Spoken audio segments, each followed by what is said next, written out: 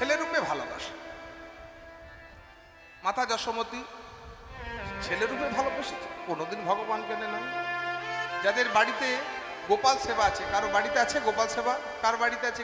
কোন মায়ের বাড়িতে আছে? নেই? আছে? গোপাল সেবা আছে। আচ্ছা, আপনাদের গোপাল কোথায়? বাড়িতে আছে তো? গোপালের কাছে কে আছে? বাড়িতে আছে? হ্যাঁ, পরশুদিন যেখানে গান করছিলাম এক মা বলছেন, হ্যাঁ আমার বাড়িতে গোপাল আছে। আপনার গোপাল কোথায়? বাড়িতে। গোপালের কাছে কে আছে? কেউ নেই, তালা দিয়ে কীর্তন শুনতে এসেছে। এটা কিন্তু গোপাল সেবা নয়, একেবারে ভুল। গোপাল সেবার তাহলে ভুল হয়ে গেল। আপনার সেটাকে পাথরের গোপাল ভাবছেন, পাথরের ছেলে। আপনার গর্ভজাত সন্তানকে আপনি বাড়িতে রেখে তালা দিয়ে কীর্তন শুনতে আসতে পারবেন? তাহলে এখনো সেই জ্ঞান হয়নি, এটা ভুল।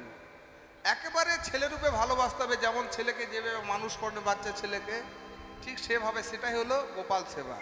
আর আপনি যদি ভগবান মনে করেন তাহলে কিন্তু সেটার গোপাল সেবা হলো।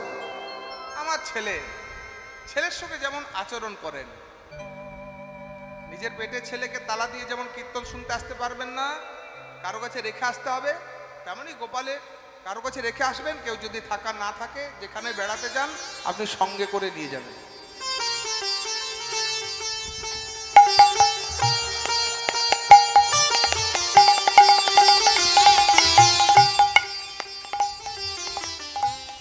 তাই বাৎসল্য প্রেমের ভালোবাসা হলো ছেলে রূপে ভালোবাসা, আর মধুর প্রেম প্রিয়তম রূপে ভালোবাসা। শ্রীমতী রাধারানী যেটা ভালোবেসেছে, গোষ্ঠলীলা সখ্য রস আস্বাদন করবার জন্য ভগবানকে গোষ্ঠে যেতেই হলো। কারণ বৃন্দাবনে যতগুলো লতা গুল্ম বৃক্ষ আছে, প্রত্যেকটা কিন্তু এক একজন মুনি ঋষি। তারা কিন্তু তেতা যুগ থেকে তপস্যা করে এসেছেন। ভগবান বলেছিলেন, বৃন্দাবনে গিয়ে তোমরা গুল্ম রূপে জন্মগ্রহণ করো, আমি যখন গোষ্ঠ লীলা করব তখন তোমরা আমার দর্শন করবে। তাই গমন গোষ্ঠ বাৎসল্য রস। চলুন একটু তার নামে জয়ধ্বনি দিতে দিতে আমরা লীলাতে প্রবেশ করি। শ্রী রাধা রমন রমণী মন মোহনা বৃন্দাবন বন দেবা দেবা। সবাই রাধা রমন রমণী মন মোহন বৃন্দাবন বন দেবা দেবা। শ্রী রাধা রমন রমণী মন মোহনা বৃন্দাবন বন দেবা দেবা। শ্রী রাধা রমন রমণী মন মোহন বৃন্দাবন বন দেবা দেবা। অভিনব রাস রসিক বদনা ঘর, অভিনব রাস রসিক বরনা গর। অভিনব রাস রসিক বদনা ঘর, অভিনব রাস রসিক বরনা গর। নাগরী গণকৃত সেবা, নাগরী গণকৃত সেবা।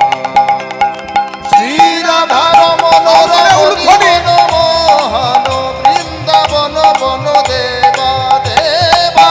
শ্রী রাধা রমন রমণী মন মোহন বৃন্দাবন বন দেবা।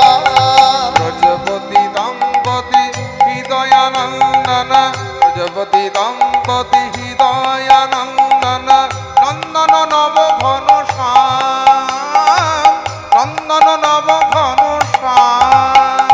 নন্দীশ্বর পুর পুরট পটাম্বর, নন্দীশ্বর পুর পুরট পটাম্বর। নন্দীশ্বর পুর পুরট পটাম্বর। নন্দীশ্বর পুর পুরট পটাম্বর। রামানুজ গুণধাম, রামানুজ গুণধাম, রামানুজ গুণধাম। শ্রী রাধা রমন রমণী মন বাহুদুলে, মোহন বাহুদুলে। বৃন্দাবন বন দেবা দেবা। শ্রী রাধা রমন রমণী মন মোহন বৃন্দাবন বন দেবা দেবা। শ্রী রাধা রমন রমণী মন মোহন বৃন্দাবন বন দেবা। কালিয় দমন গমন জিতি কুঞ্জর, কালীয় দমন দমন জিতি কুঞ্জর। কালিয় দমন গমন জিতি কুঞ্জর, কালীয় দমন দমন জিতি কুঞ্জর। কুঞ্জর মনোরতি রঙ্গ ও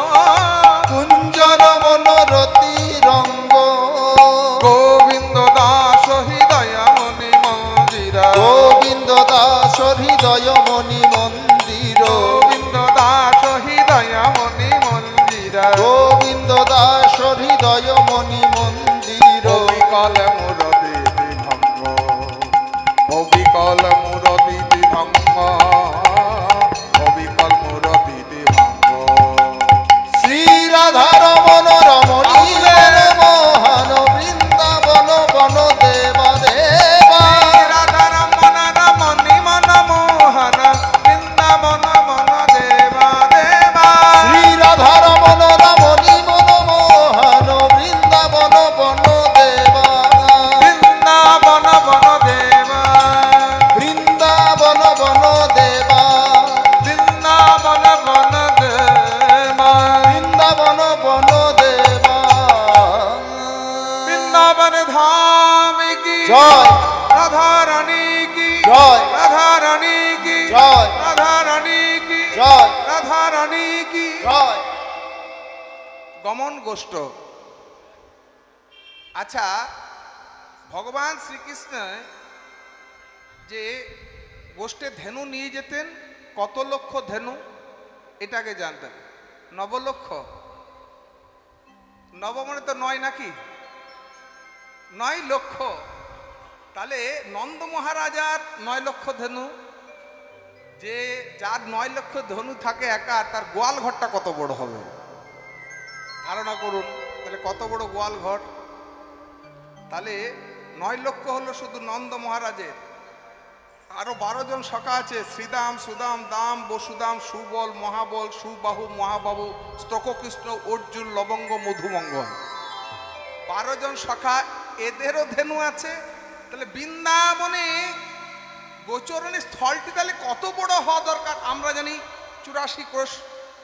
তাহলে নন্দ রাজারই যদি 9 লক্ষ ধেনু হয়, তাহলে আরো সখাদের ধেনু আছে, তাহলে গরুচরণার মাঠটা কত বড় হওয়া দরকার। এখানে একটু ভেতরে প্রবেশ করতে হবে, বাহ্যিক দৃষ্টিতে দেখলে হবে না। 9 কেন? শ্রীমদ্ ভাগবত একটা সুন্দর শ্লোক আছে, যেটা ভক্ত প্রহ্লাদ বলেছিলেন। নববিধা ভক্তির কথা। শ্রবণং শরণং বন্দনং কীর্তনং অর্চনং বিষ্ণুপাদ সেবনং সক্ষদাস্মৈ আত্মনিবেদনং নববিধা ভক্তি আশ্রয়স্তম। এই নববিধা ভক্তির কথা বললেন। শ্রবণং শরণং বন্দনং কীর্তনং অর্চনং বিষ্ণুপাদ সেবনং সক্ষদাস্য আত্মনিবেদনং। 9 লক্ষ, হাজার নয়, 100 নয়, লক্ষ। এখানে এই লক্ষ সংখ্যাটা ধরলে হবে না। আপনি যদি লক্ষ সংখ্যাটা ধরে নেন যে 9 লাখ, তাহলে কিন্তু একেবারে ভুল। কি না, তোমার জীবনের লক্ষ্যটা যেন নববিধা হয়, 9টি লক্ষ্য থাকা দরকার।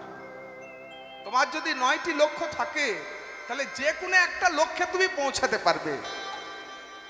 ধরুন কেউ যদি বলে যে আমি সারা উত্তর ভারত ভ্রমণ করতে বেরিয়ে পড়লাম, যদি এতগুলো তীর্থ আছে, যতগুলো ধাম আছে, বেরিয়ে পড়লেন যে সব উত্তর ভারতের সবগুলো, যদি লক্ষ্য নিয়ে বের হন, যদি সবগুলো না পারেন, তাহলে কিছু কিছু অতি অবশ্যই দর্শন হয়ে যাবে। প্রথমবারে হলো না, কিন্তু লক্ষ্য যদি থাকে, দ্বিতীয়বারে হবে, তৃতীয়বারে হবে, চতুর্থবারে হবে। যে আমি 4 ধাম আমি ভ্রমণ করব। প্রথমবারে 4 ধাম না হতে পারে, 4 বারে তো হতে পারে।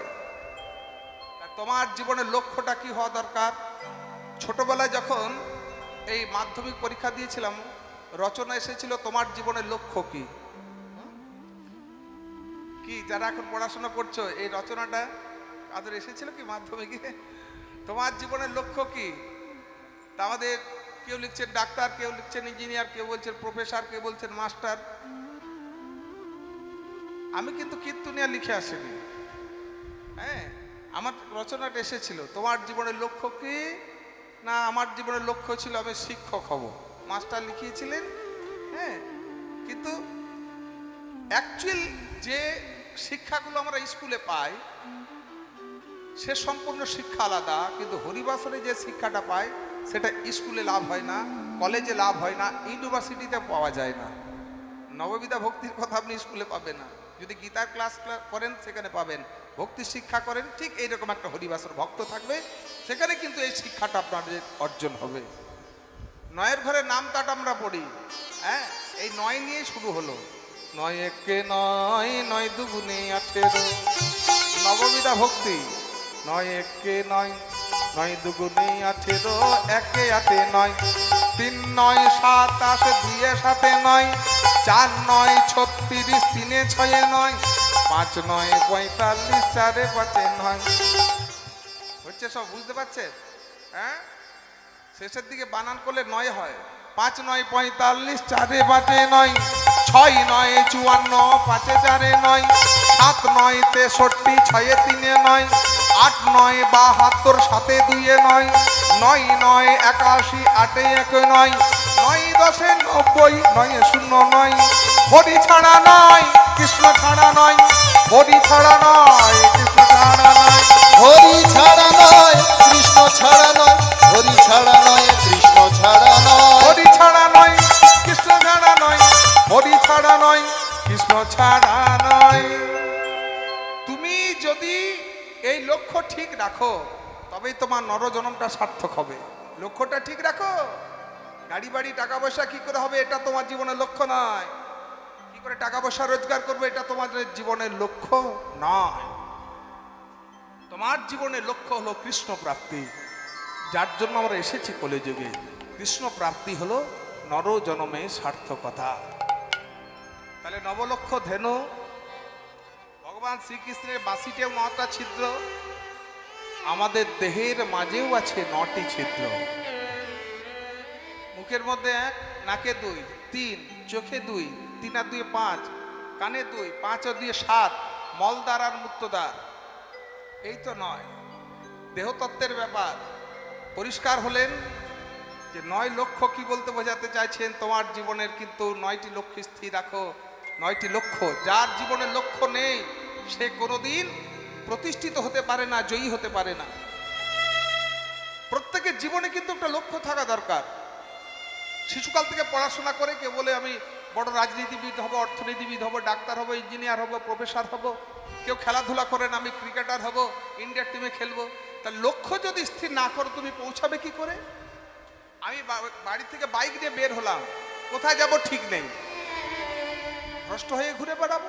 কিন্তু স্থির যদি থাকে আমি বৃন্দাবন যাব, কলকাতা যাব, ঠিক পৌঁছে যাব। তাই তোমার জীবনের লক্ষ্যটা ঠিক রাখো। গমন গোষ্ঠ দেখি বাৎসল্য রস। মাতা যশোমতী সকালবেলা ঠিক আঙিনার মাঝে গোপালকে নিয়ে খেলা করছে। বলে গোপাল এদিকে আয়, আয় আয়, বসিয়া মা এরো ও মায়ের কোলে এ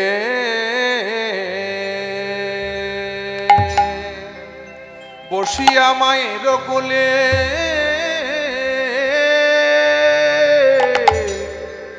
ননি খেতে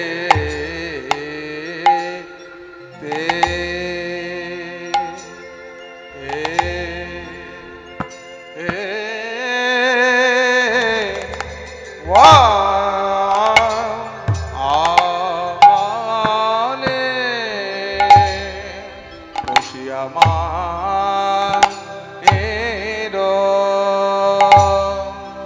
ও মায়ের কোলে আহা মরি রে, আহা মরি রে,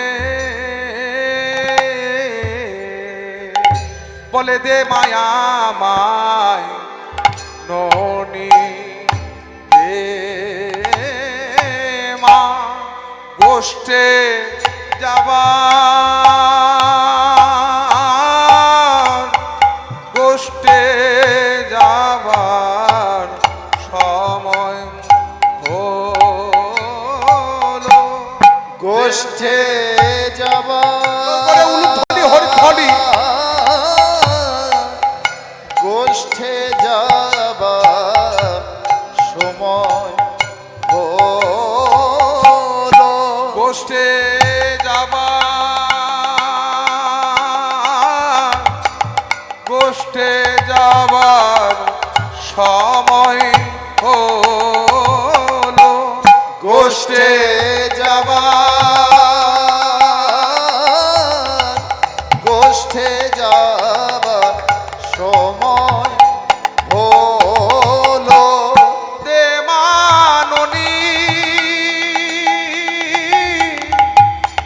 মায়ামায় ননি দে মা।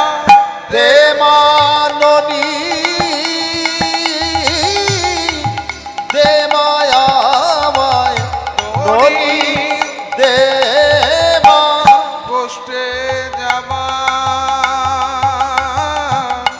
গোষ্ঠে যাবার সময় হলো। গোষ্ঠে যাবার,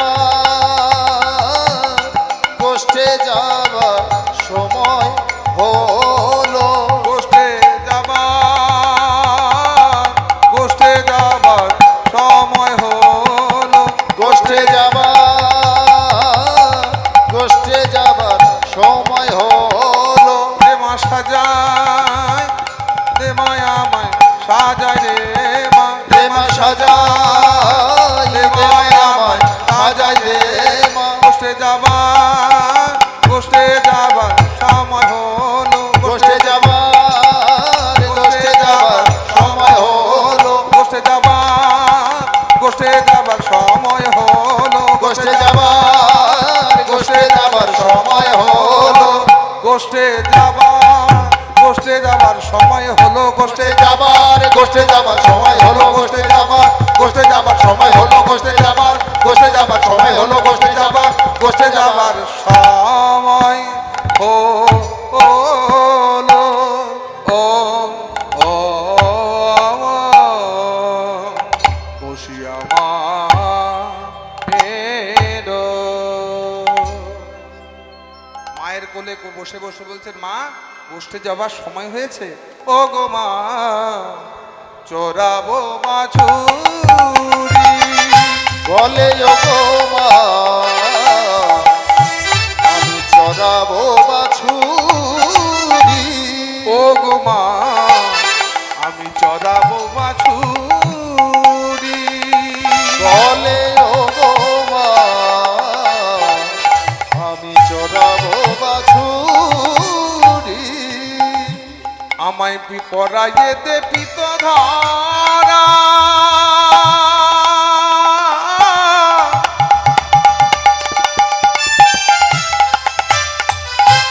মন্ত্র পড়ি বাঁধ চূড়া।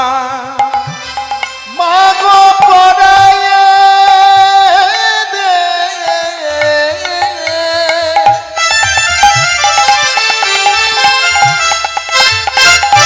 প্রীত ধরা। মাগো মন্ত্র পড়ি বাঁধো চূড়া। মাগো চরণেতে পরাহনু। মাগো চরণেতে পরাহন পো, চরণেতে পরাহন পো, চরণেতে পরাহন পো। পরায়ে দে প্রীত, প্রীত ধরা।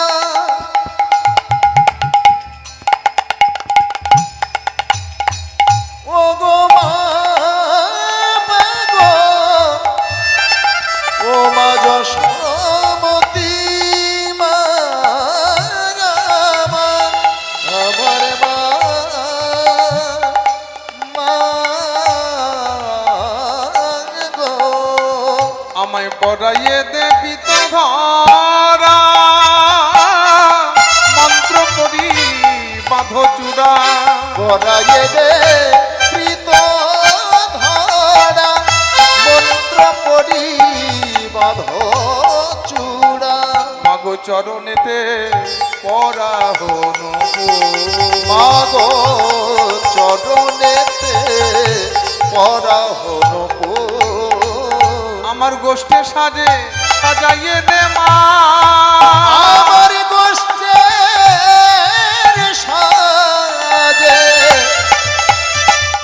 সাজাইয়ে দে মা। মাগো হইল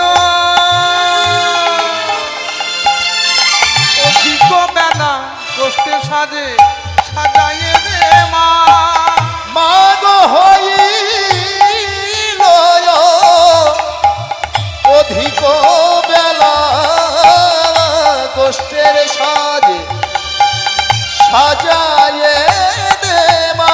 মাগো হইল অধিক বেলা আর বিলম্ব করো না মা। মাগো হইল অধিক বেলা আর বিলম্ব করো না। মাগো হইল অধিক বেলা আর বিলম্ব করো না মা। মাগো হইল অধিক বেলা আর বিলম্ব করো না মা। হইল অধিক বেলা আর বিলম্ব করো না গো। হইল অধিক বেলা গোষ্ঠের সাজে সাজাইয়ে দে মা।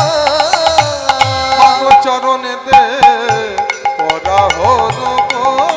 মাগো চরণেতে পরাহন চরণেতে পরাহন। দেখুন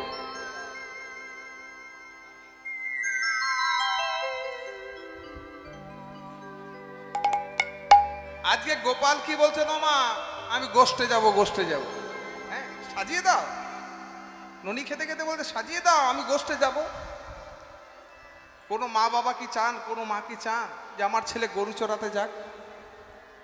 গোষ্ঠে যাব বায়না ধরেছে ভক্তমণ্ডলী, ভক্তিপতি মায়না, যিনি বিশ্ব ব্রহ্মাণ্ডের মালিক, কার কাছে বায়না ধরছেন? মাতা যশোমতীর কাছে, তুমি আমায় সাজিয়ে দাও, সাজিয়ে দাও, সাজিয়ে দাও, গোষ্ঠে যাব গোষ্ঠে যাব। গোষ্ঠে যাওয়ার কথা শুনে মাতা যশোমতীর চোখে জল, কাঁদছেন, গোপাল রে তোকে আমি কি করে গোষ্ঠে যেতে দিতে পারি? কত সাধনার ফলে তোকে আমি পেয়েছি, আমি কাটিয়া অঙ্গের মাংস সেবাতে দিয়েছি, তবেই আমি কালো সোনার মা হয়েছি। তুই হলি আমার অনেক আদরের ধনের গোপাল, তোকে দূর বনে গোচারণে আমি কেমন করে যেতে দিতে পারি? মা তুমি কাঁদছো কেন গো? গোষ্ঠে যাব না, কাঁদছো কেন? হ্যাঁ গো, সাধুঋষিগণ যুগ যুগ ধরে তপস্যা করে যে চরণ পায় না। মাতা যশোমতী এমন সুকর্ম করলেন, কি সুকর্ম করেছেন যার জন্য ভগবানকে সন্তান রূপে পেলেন? এই মাতা যশোমতী আগের জন্মে ছিলেন ধরা দেবী, দরিদ্র, তার স্বামী হলেন দ্রোণ। ভিক্ষায় তাদের সম্বল ছিল, আর ভিক্ষা করে যা নিয়ে আসতেন একটা অংশ কুলদেবতার সেবাতে দিতেন, একটা অংশ সাধুগুরু বৈষ্ণবের সেবা দিতেন, বাকি যেটুকু থাকতো তা দিয়ে খোদা নিবৃত্তি করতেন। ভগবান তো যুগে যুগে ভক্তকে পরীক্ষা করেছেন। চতুর্ভুজ নারায়ণ দেবশ্রীকে ডেকে বললেন, দেবশ্রী আজকে তো দ্বাদশী, এমনি দ্বাদশী, ঠিক এই দ্বাদশী সন্ধ্যায় চতুর্ভুজ নারায়ণ দেবশ্রী নারদকে সঙ্গে করে ব্রাহ্মণের রূপ ধারণ করে ধরা দেবীকে পরীক্ষা করতে এলেন। ভবদেবী কং দেহি মাদ, আসুন আসুন ব্রাহ্মণ, আসন গ্রহণ করুন, বলুন আপনাদের কি সেবা করতে পারি? মা কাল থেকে একাদশী করে এসছি,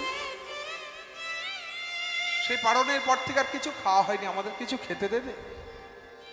আপনারা বসুন।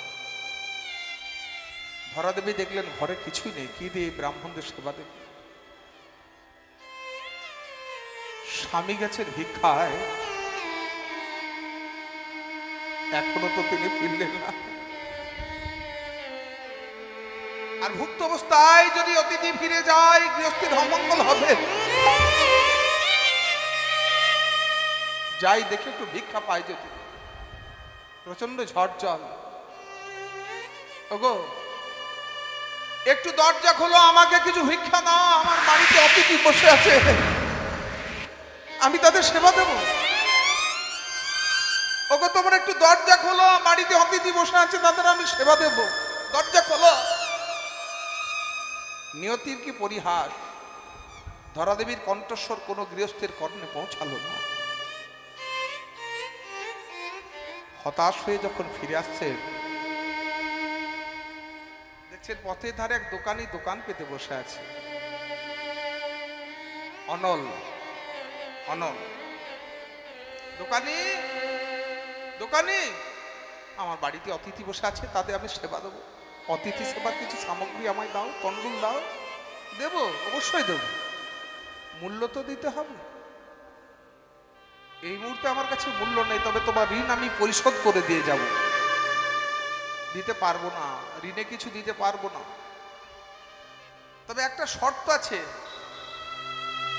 তোমাকে আমি দিতে পারি। কি শর্ত? আমি সব শর্ত মানতে রাজি আছি। তুমি যদি তোমার যৌবন আমার কাছে বন্ধক রাখো, তোমাকে আমি অতিথি সেবা সামগ্রী দেবো। যৌবন, এই নারীর স্তনযুগল হলো যৌবন। আরে দোকানি, এই যে আমার স্তনযুগল, একটা হলো আমার স্বামীর অধিকার, ডান দিকেরটা। কখন থেকে? যখন সমুদ্র মন্থনে হলাহল বিষ উঠে এলো, সেই হলাহল বিষকে কেউ নিতে চাইলো না, ভোলানাথ কণ্ঠে ধারণ করলেন। সেই বিষ যদি ভূমিতে পড়ে, ভূমি চৌচির হয়ে যাবে, ধ্বংস হয়ে যাবে। ভোলানাথ কণ্ঠে ধারণ করলেন, বিষের জ্বালা সইতে পারছিলেন না।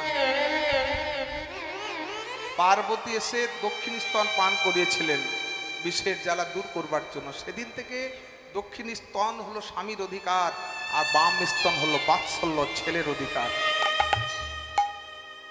আমি বাৎসল্য প্রেমে তোকে দেবো, আমার স্তন দে, আমায় ধারালো অস্ত্র দে। এই নাও। ধরাদেবী বাম স্তন ছেদন করে দোকানির কাছে বন্ধক রেখে ক্ষতস্থানে বসন জড়িয়ে অতিথি সেবার সামগ্রী নিয়ে ঘরে ফিরে এলেন। সম্পূর্ণ আয়োজন করে, আপনারা বসুন, সেবা গ্রহণ করুন। যেই আর নুই নিয়ে সেবা দিতে গেলেন, চতুর্ভুজ নারায়ণ ব্রাহ্মণ বেশে এসেছে।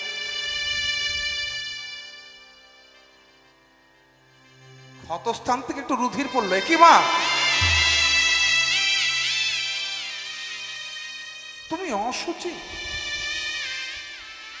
অসুচি হয়ে ব্রাহ্মণদেরকে সেবা দিচ্ছ? সেবা গ্রহণ করতে পারবো না, আমরা চলে যাচ্ছি। ব্রাহ্মণ, আপনারা চলে যাবেন না, শুনে যান, আমার কথা শুনে যান। না, আমি অসুচি অবস্থায় ব্রাহ্মণদের সেবা দিয়েছি। আমি অসুচি নই। তবে রক্ত এলো কোথা থেকে?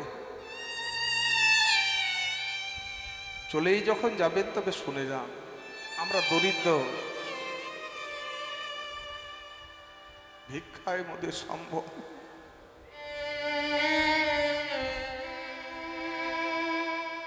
কয়েকদিন আমরা ভিক্ষা করতে পারিনি, এমতো অবস্থায় আপনারা এসেছেন, ঘরে কিছু ছিল না।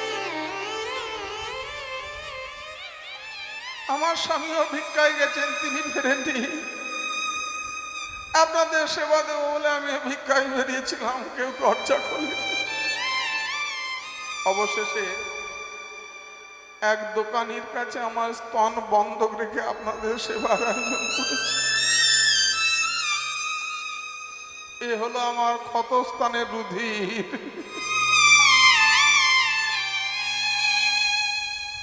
আগে বলবে তো, যাও ভেতরে গিয়ে ক্ষতস্থানে বসন জড়িয়ে এসো।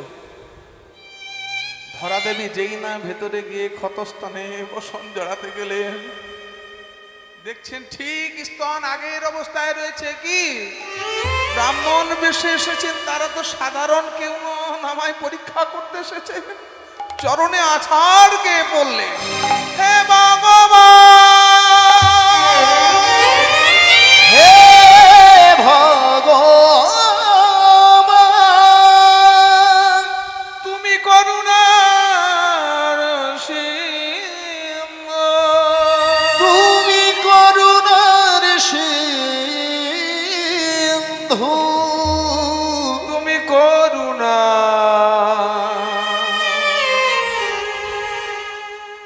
করুণা করো, তুমি মোর করুণা করো।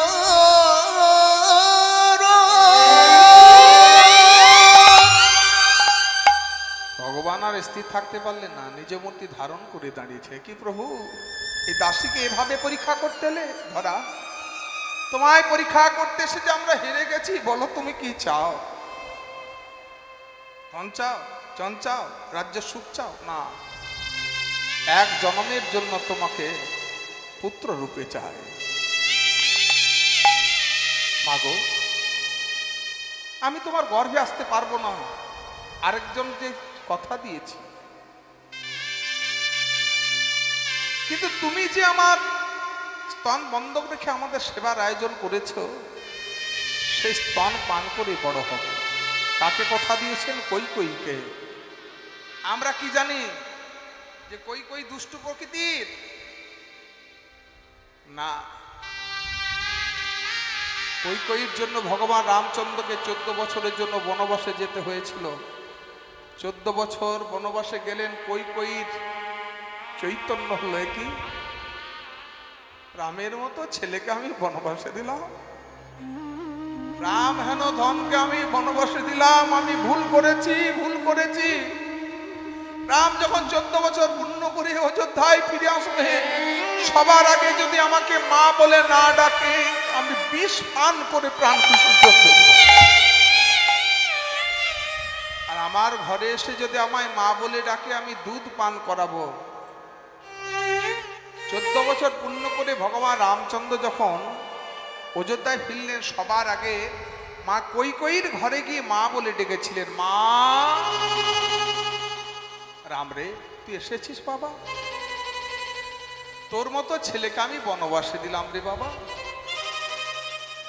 তুই তো আমার গর্ভের ছেলে নস, সতীনের ছেলে, তাই তোকে আমি বনবাসে দিতে পেরেছিলাম। তুই যদি আমার গর্ভজাত সন্তান হতিস, তবে তোকে কি আমি বনবাসে দিতে পারতাম?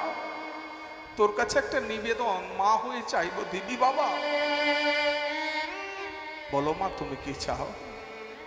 এক জন্মের জন্য তুই আমার গর্ভজাত সন্তান হবি। গর্ভে এলেও আমি তোমার দুধ পান করতে পারবো না, আরেকজনকে কথা দিয়েছি। কৈকেয়ী হলেন দৈবকী, ধরা দেবী হলেন যশোমতী। এই যশোমতী আজ কেঁদে কেঁদে বলছেন, গোপাল তুই গোষ্ঠে যেতে চাইছিস, তোকে আমি কত সাধনা কামনা করে পেয়েছি, কাটিয়া অঙ্গের মাংস সেবাতে দিয়েছি, আমি সেবাতে দিয়েছি, তবে আমি কালো সোনা মা হয়েছি, তবে আমি কালো সোনা মা যে হয়েছি।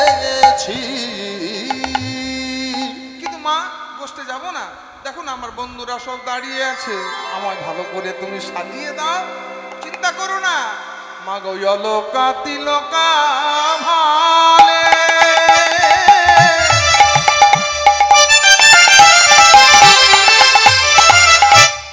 মা গো বনমালা দে মা গলে, মা গো অলকা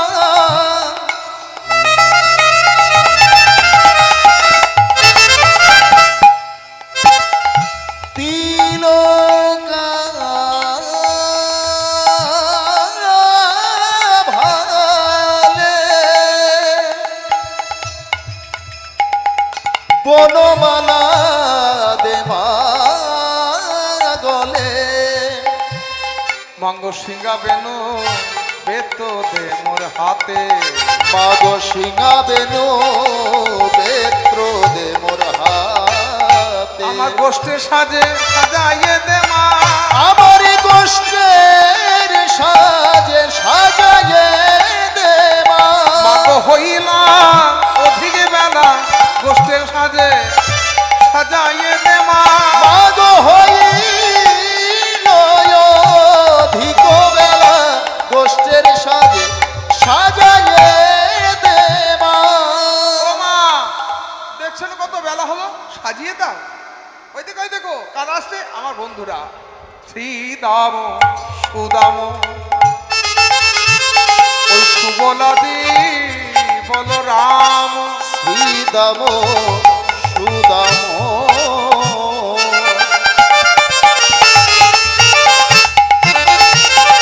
সুবলাদি বলরাম, মাগো তারা রয়েছে রাজপথে দাঁড়াইয়ে, তারা রয়েছে মা রাজপথে দাঁড়ায়ে। আচ্ছা, ভগবান শ্রীকৃষ্ণের বন্ধু কত প্রকারের, কতজনকে নিয়ে গোষ্ঠে যেতেন? সখা কত প্রকারের? প্রিয় সখা, প্রিয় নম্র সখা আর সুহৃত্রীর প্রকার, এটা আমরা জানি। হ্যাঁ, প্রিয় সখা, প্রিয় নম্র সখা, সুহৃদ সখা। প্রিয় সখা যারা বয়সে সমান, আর প্রিয় নম্র সখা কৃষ্ণের চেয়ে যারা ছোট, সুহৃদ যারা অন্তরঙ্গ, যাদের কাছে নরম সখা, মনের কথা খুলে সব বলা যায়। 12 জন হলো সখা আর 12 জন হলো উপসখা। হ্যাঁ, এই 12 জন সখা কে কে? শ্রীদাম, সুদাম, দাম, বসুদাম, সুবল, মহাবল, সুবাহু, মহাবহ, স্ত্রককৃষ্ণ, অর্জুন, লবঙ্গ, মধুমঙ্গল। এই 12 জন হলো সখা আর 12 জন হলো উপসখা। হলায়দ, বরুধব, গন্ধর্ব, অংশুমান, কিঙ্কিনী, বসন্ত, ভদ্রসেন, বিলাসী, উজ্জ্বল, কোকিল, কলবিঙ্ক, পুণ্ডরীক্ষ। তাহলে 12 জন সখা, 12 জন উপসখা, কতজন হলো? 12 যোগ করলে হ্যাঁ কতজন হলো? 25 জন, 24। ও, তাহলে ভুল হয়ে গেছে। মাঝে মাঝে ভুল বলতে হয়, মহাজনরা বলছেন, তাহলে মন দিয়ে শুনছে কেন বোঝা যাবে। 24 জন সখা, বলাই দাদা একজন, কত হলো? 25। শ্রীকৃষ্ণ একজন, 26। দেহটা যদি বৃন্দাবন হয়, এখানে সখা আছে, গোবিন্দ আছেন, বলাই আছে। আমাদের দেহটা কত তত্ত্ব দিয়ে তৈরি? 24 তত্ত্ব দিয়ে আমাদের মানব দেহটা তৈরি। 24 জন সখা, আমাদের দেহটাই হলো 24 তত্ত্ব দিয়ে তৈরি। এই তত্ত্বটা যদি বোঝেন, এটা যদি উপলব্ধি করতে পারেন, আমার দেহটা যদি বৃন্দাবন হয়, এখানে যদি ভগবান বিরাজ করেন, ভগবান রয়েছেন, বলাই দাদা রয়েছেন, হ্যাঁ, সখারা রয়েছেন, তাহলে এই দেহকে আমি অপবিত্র করব কেন? অপরাধ করব কেন? দেহ যদি আমার বৃন্দাবন হয়, ভগবান যদি থাকেন, না, এই দেহকে নিয়ে খেলা করো না। সবসময় এই জন্য বললেন, সবসময় কৃষ্ণ রসে মজে থাকো, তোমার এটা স্মরণ থাকবে। 24 তত্ত্ব দিয়ে আমাদের দেহটা তৈরি। 10 ইন্দ্রিয়, চক্ষু, কর্ণ, নাসিকা, জিহ্বা, ত্বক, বাক, বাণী, পাদ, পায়ু, উপস্থ। 10 ইন্দ্রিয়, 6 রিপু, কাম, ক্রোধ, লোভ, মোহ, মদ, মাৎসর্য। 10 আর 6 হলো 16। পঞ্চভূত, ক্ষিতি, অপ, তেজ, মরুত, বোম। ক্ষিতি মানে কি? ক্ষিতি মানে মাটি, অপ মানে জল, এর মাঝে আছে। ক্ষিতি মানে মাটি, অপ মানে জল, তেজ মানে আগুন, মরুত মানে হচ্ছে বাতাস, বোম মানে হলো আকাশ। এই দেহটা হলো পঞ্চভূতের দেহ, স্থল দেহ।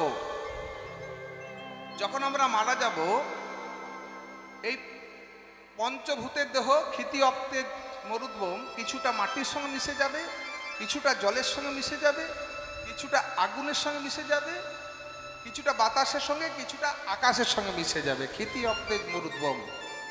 তাহলে 16 আর 5 কত হলো? 21। মন, বুদ্ধি, আত্মা। এই যে 24 ইন্দ্রিয়ের মধ্যে সর্বশ্রেষ্ঠকে, মনকে বলা হচ্ছে সর্বশ্রেষ্ঠ। আবার এই যে আত্মাও রয়েছে দেহের মাঝে। আত্মা কেমন বস্তু? সবার কাছে মোবাইল আছে। মোবাইল থেকে যদি সিমটা বের করে নেওয়া হয়, মোবাইলের কোনো দাম থাকে কি? ঘরের এক করে সিম নেই, ঘরের এক করে পড়ে থাকে।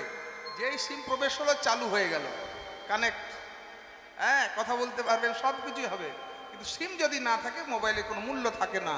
তেমনি দেহ থেকে যদি আত্মাটা বেরিয়ে যায়, হরিবোল হরিবোল, দেহের কোনো মূল্য থাকে? তারপর আপনার কি পরিচয় হবে বলুন তো? বলো হরি হরি বল।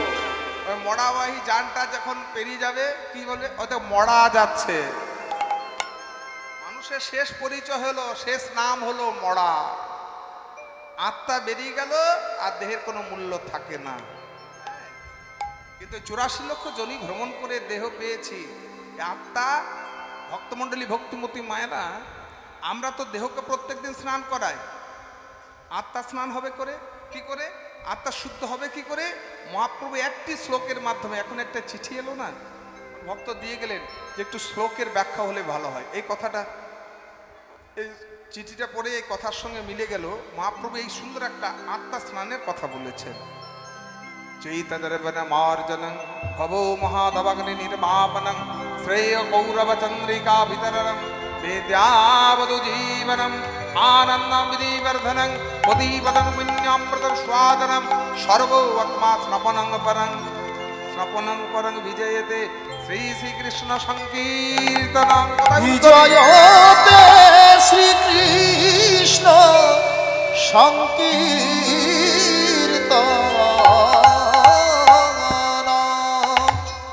চেতদর্পণ মার্জনং, চেত কথার অর্থ কি? হরিনাম শ্রবণ করলে মনরূপ আয়না পরিষ্কার হয়ে যায়। যার মন পরিষ্কার সব ঠিকঠাক, আর যার মন পাপে ভরা, ময়লার ভরা, সে কোনো কাজে কিন্তু জয়ী হতে পারে না। সবার চোখে কুনজরে থাকে, মানুষটা ভালো না, মনটা ভালো না। মন পরিষ্কার করার শ্রেষ্ঠ জায়গা হলো হরিবাসর। মহাপ্রভু বলেছেন চৈতদর্পণ মার্জনং, হরিবাসরে সে মনরূপ আয়না পরিষ্কার হয়ে যায়। ভব মহাদাবাগ্নি নির্বাপনং, দাবাগ্নি কথার অর্থ হলো বনের আগুন। বনে যখন আগুন লাগে সারা বনকে পুড়িয়ে ছারখার করে দেয়, সহজে নেভানো যায় না। বনের আগুন নেভে কখন? যখন একটা কালো মেঘ এসে অবিরত বর্ষণ ধারা করে, বনের আগুন নিভে। দেখেছেন কয়েকদিন আগে আমেরিকার ক্যালিফোর্নিয়াতে এমন দাবাগ্নি ছড়িয়ে পড়লো, ক্যালিফোর্নিয়া শহরটা পুড়ে ছাই হয়ে গেল। কত মানুষ মারা গেল, গাছপালা পুড়ে ছাই, পশু পাখি পর্যন্ত মারা গেল। এত বড় একটা দেশ, এত বড় ধনীর দেশ, আকাশ মার্গ থেকে হেলিকপ্টারের মাধ্যমে জল ফেলছে, তবু কিন্তু নেভে না। কিন্তু সারা বিশ্বের মধ্যে যে হিংসার আগুন দাও দাও করে জ্বলছে, সেই হিংসার আগুনকে একমাত্র নেভাতে পারে কে? মধুর হরিনাম সংকীর্তন। শ্রেয় কৌরব চন্দ্রিকা বিতরণম, চন্দ্রিকা বিতরণ। শ্রেয় কথার অর্থ কি? শ্রেয় কথার অর্থ হলো মঙ্গল। চন্দ্রিকা মানে চাঁদ, কৌরব মানে শালুক ফুল, কুমুদিনী। আকাশে চাঁদের উদয় হলে হরিনাম সংকীর্তন থেকে ভক্তের হৃদয়ে একটি মঙ্গলরূপ চাঁদের উদয় হয়। আর চাঁদের উদয় হলে যেমন অন্ধকার দূর হয়, তেমনি জীবচিত্তের অজ্ঞানতার অন্ধকার দূর হয়ে চিত্তে জ্ঞানতার আলো প্রজ্বলিত হয়। অজ্ঞানী থেকে জ্ঞানী হওয়া যায়, হরিনাম শ্রবণ করলে অজ্ঞানী থেকে জ্ঞানী হওয়া যায়। এই জগতে জ্ঞানী কারা? রাধে রাধে। জ্ঞানী কাদেরকে বলি আমরা? যাদের অনেক ডিগ্রি আছে, পড়াশোনা করেছে, সঙ্গে সঙ্গে বলে যে ও জ্ঞানী ছেলে, জ্ঞানী মেয়ে। বৃদ্ধাশ্রমগুলো ঘুরে ঘুরে দেখবেন। আমার বাড়ির পাশে একটা বৃদ্ধাশ্রম আছে। প্রথম যেদিন বৃদ্ধাশ্রমে যায় না, যতজন মা বাবাকে জিজ্ঞাসা করছি আপনার ছেলে নেই? আছে। ডাক্তার। আপনার ছেলে নেই? ইঞ্জিনিয়ার। মাসিমা আপনার ছেলে মেয়ে নেই? আছে। প্রফেসর। কে বলছে? রাজনীতিবিদ। ডিগ্রিধারীরা, যত ডিগ্রিধারীরাই কিন্তু মা বাবাকে বৃদ্ধাশ্রমে রাখে। বৃদ্ধাশ্রমের কোনো মা বাবা বলল না যে আমার ছেলে হলো কৃষ্ণ ভক্ত সন্তান। কৃষ্ণ ভক্ত সন্তান কোনোদিন মা বাবাকে বৃদ্ধাশ্রমে রাখবে না। এটাই প্রকৃত জ্ঞান, এটা এই কীর্তন থেকে পাওয়া। আমরা আমাদের ছেলে মেয়েদেরকে উচ্চ শিক্ষিত করি, উচ্চ শিক্ষা দিই, কিন্তু সুশিক্ষা দিতে ভুলে গেছি। এখন সুশিক্ষার বড় অভাব। পরবর্তী প্রজন্ম যা আসছে না, মা বাবার প্রতি এই কর্তব্যটা ভুলে যাবে, ভুলিয়ে দিচ্ছে। কিন্তু তবু তো সতর্ক থাকতে হবে। মা বাবাকে উচ্চ শিক্ষিত করছি, কিন্তু সুশিক্ষা আমরা দিচ্ছি না। আমেরিকায় একমাত্র ছেলে চাকরি করে, মা বাবাকে বৃদ্ধাশ্রমে রেখে দিয়ে গেছে। বৃদ্ধাশ্রম থেকে ছেলেকে চিঠি লিখছেন, ওখানে তোকে আমি উচ্চ শিক্ষিত করেছি, উচ্চ শিক্ষা দিয়েছি, কিন্তু তোকে আমি সুশিক্ষা দিতে ভুলে গেছি। আমরা সবসময় চাই ছেলে আমার ভালো রেজাল্ট করুক, ঠিক আছে। শুধু ভালো রেজাল্ট করলে হয়তো সে ভালো ভালো চাকরি পাবে, বড় ডিগ্রিধারী হতে পারবে, প্রতিষ্ঠিত হতে পারবে, কিন্তু সুশিক্ষাটা তো দিতে হবে। সংস্কারটা তো দিতে হবে। মা বাবাকে শ্রদ্ধা করতে ভুলে গেছে, কারণ আমরা নিজেরাই শ্রদ্ধা ভক্তি করি না গুরুজনদেরকে। আমাদের ছেলে মেয়েদেরকে কি শিক্ষা দেব? আমরা তো আমাদের ছেলে মেয়েদেরকে সেলফিশ করে তুলছি, স্বার্থপর, নিজের, যে অন্যকে দিয়ে খাও। আমরা বলে দিচ্ছি দিও না,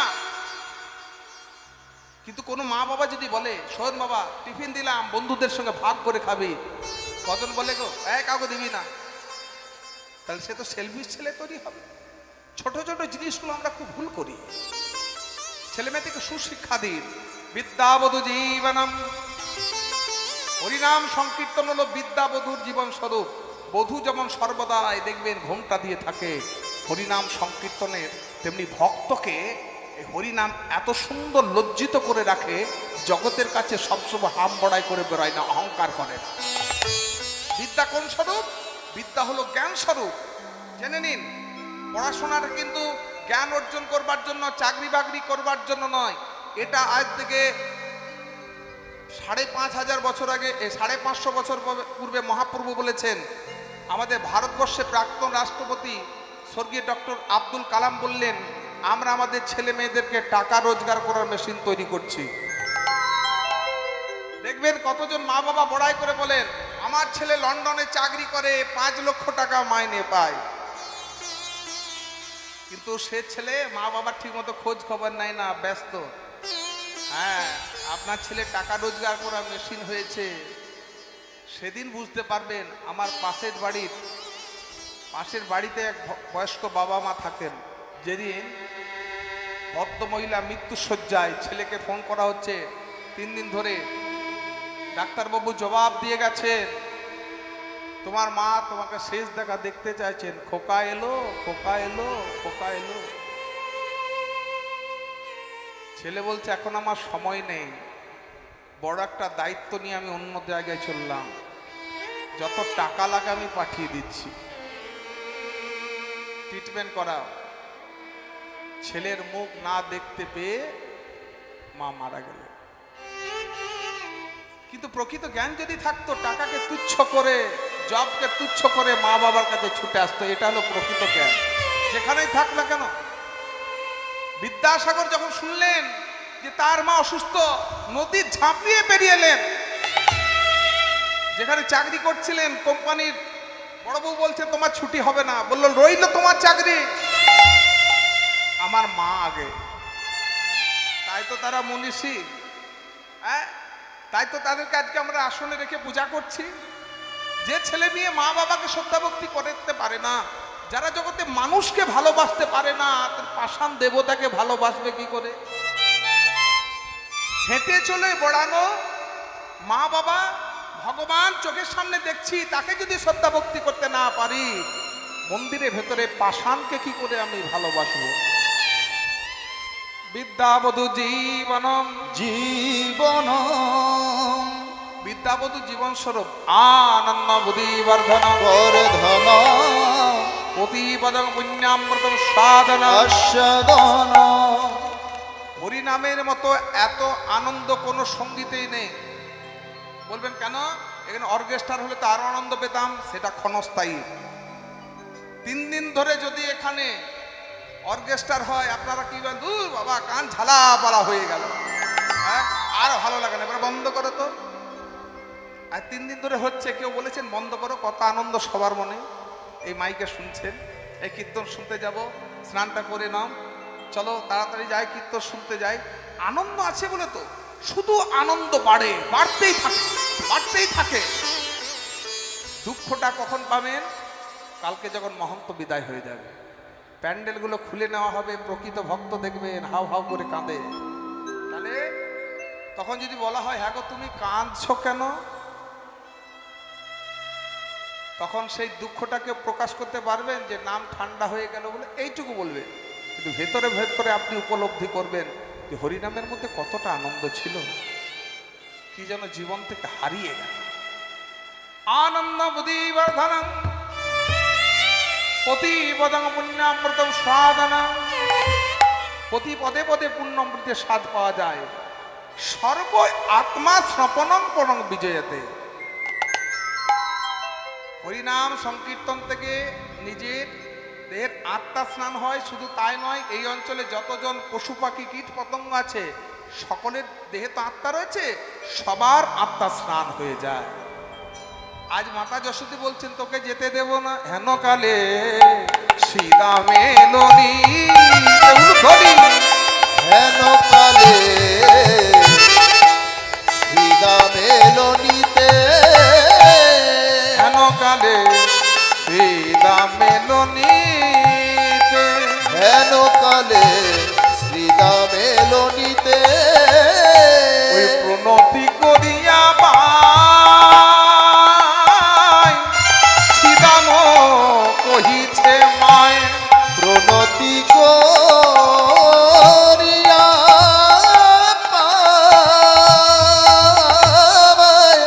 সীতামে কহিছে মায়, মাগো কানুরে লইয়া যাব বটে, মাগো কাদরে লইয়া যাব গোঠে, এখন গোষ্ঠের সাজে সাজাইয়ে দাও মা, উলুধ্বনি হরিধ্বনি, এখন গোষ্ঠের সাজে সাজায়ে দাও মা, মাগো হইল অধিকে বেলা আর বিলম্ব করো না মা, মাগো হইল অধিক বেলা, আর বিলম্ব করো না মা, মাগো হইল অধিক বেলা, আর বিলম্ব করো না মা, হইল অধিক বেলা, আর বিলম্ব করো না মা, হইল অধিক বেলা, গোষ্ঠের সাজে সাজায়ে দাও মা,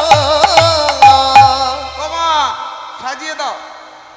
সীতাম এসে দেখে তখন তাদের ভাই কানাই মায়ের কোলে বসে বসে নবনী কাচ্ছে, কিরে এই কানাই যাবি না, দেখছিস না কত বেলা হলো, চল এখনো মায়ের কোলে বসে আছিস, তোর বুঝি একা মা আছে, আমাদের মা নেই, চলো গোষ্ঠে কি যাবি না, ও ভাই কানাইয়া রে, চল চল গোষ্ঠে কি যাবি না, ও ভাই কানাইয়া রে, একটা ভাটিয়া নিগা, চল গোষ্ঠে কি যাবি না, ও ভাই কানাইয়া বলে গোষ্ঠে নিয়ে যাব, গোষ্ঠে নিয়ে যাব। মাতা যশোমতী কেঁদে উঠলেন, সীতাম শুনি সীতামের বাণী,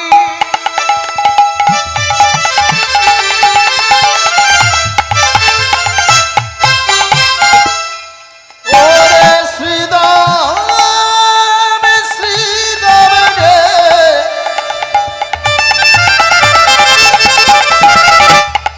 শ্রীদাম শ্রীদাম রে, শ্রীদাম রে,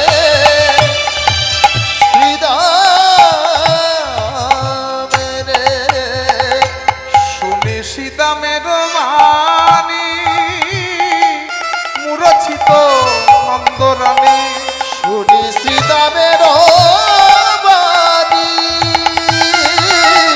মূরছিত নন্দরানী, মগ ভাসে আজ নয়নের জলে, মা ভাসে আজ নয়নের জলে, প্রাণ থাকতে গোপাল দেব না রে, প্রাণ থাকতে গোপাল দেব না রে, সীতাম আজকের মতো তোরাই যারে গোপাল গোষ্ঠে যাবে না রে, শ্রীদাম আজকে তোরা গোষ্ঠে যারে, গোপাল গোষ্ঠে যাবে না রে, ওরে আজকের মতো তোরাই যারে আমার গোপাল গোষ্ঠে যাবে না রে, আজকের মতো তোরা যাবে, গোপাল গোষ্ঠে যাবে না রে, আজকের মতো তোরা যাবে, গোপাল গোষ্ঠে যাবে না রে, আজকের মতো তোরাই যারে। সীতাম আজকে আমার গোপালকে আমি গোষ্ঠে যেতে দেব না, কেন? গত রজনীতেই আমি এক কুস্বপ্ন দেখেছি, গত রজনীতে এক আমি কুস্বপ্ন দেখলাম, প্রভাতকালে যে স্বপ্ন দেখায় সে স্বপ্ন নাকি সত্যি হয়। আমি আমার গোপালকে আজ গোষ্ঠে যেতে দেব না। ও মা, তুমি কি কুস্বপ্ন দেখলে একটু বলো দেখি। আমি স্বপনে দেখিনু গোপাল কালী দহে জলে সিদাম রে। আমি স্বপনে দেখিলাম গোপাল কালী দহের জলে শ্রীদাম রে। না জানি কি অভাগিনী আছো এ কপালে। ও গো না জানি কি অভাগিনী আছো যে কপালে।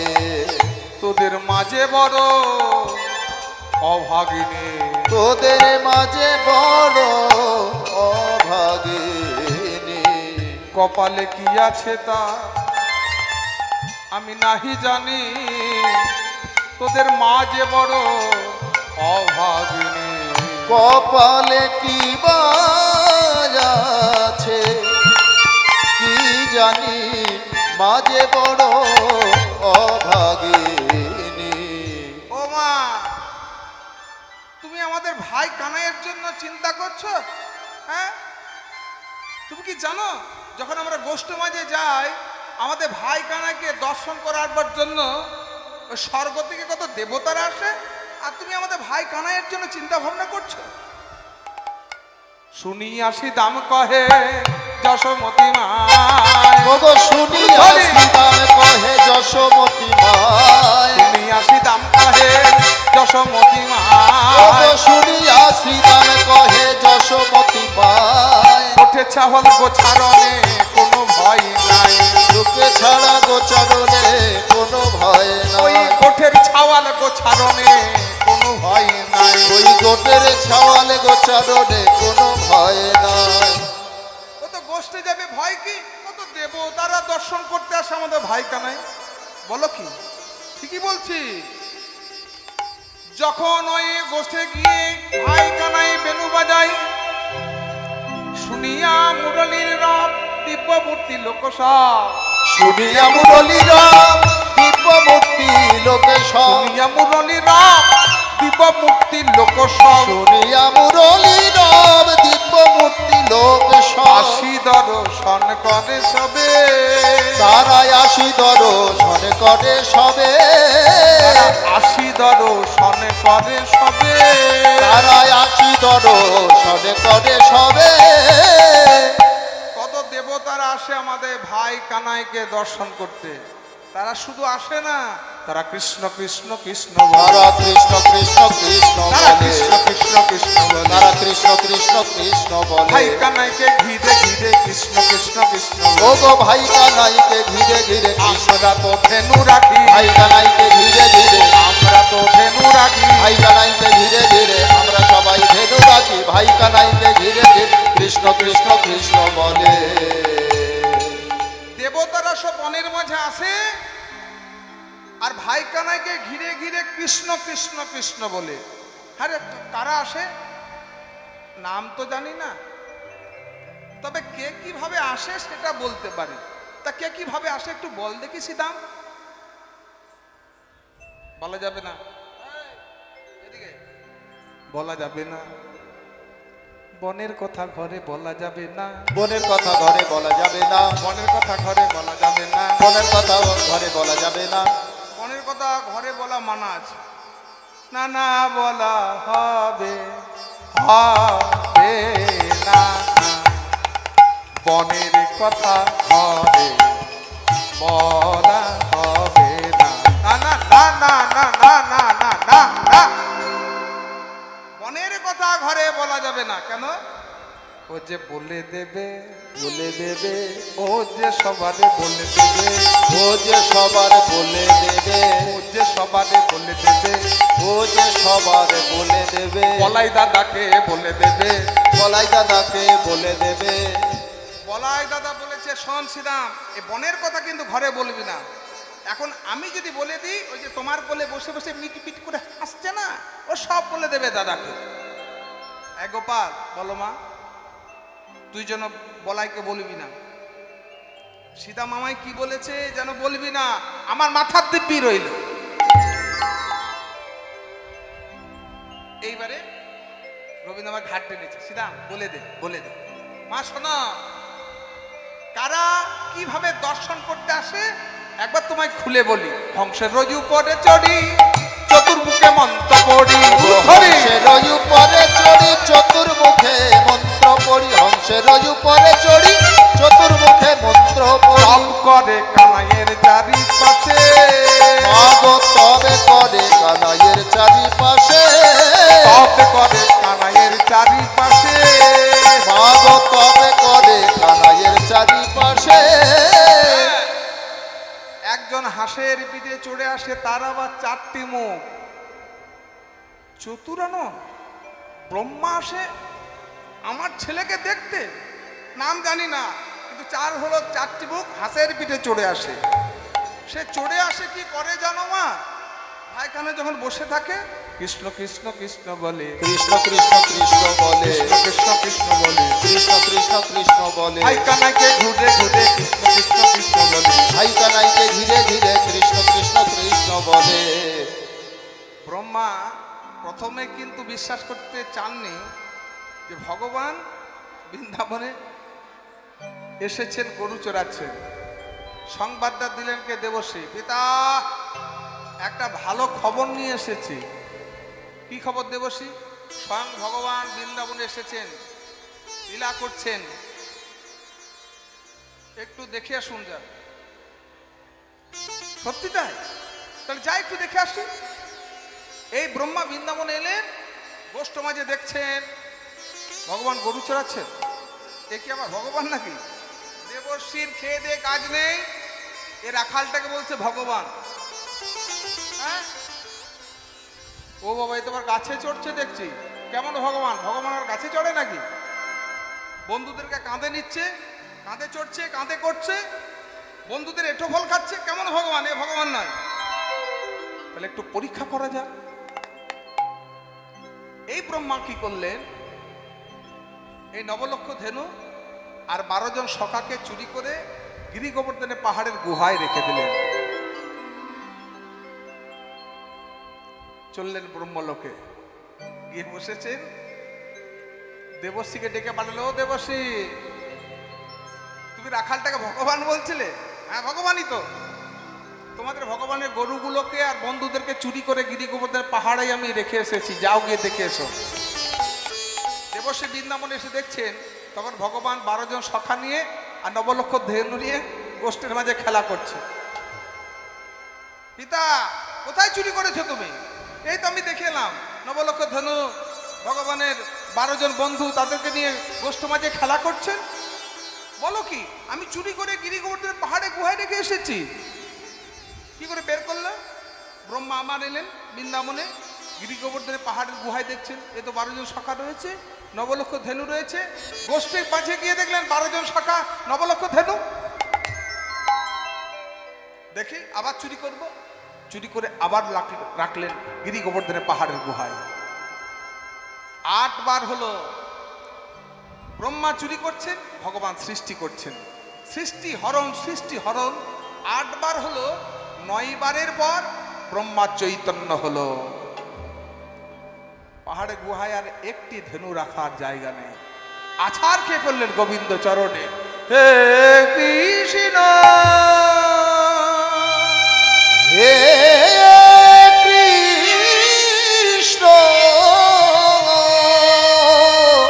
তুমি করুণা করো, তুমি মোরে করুণা করো।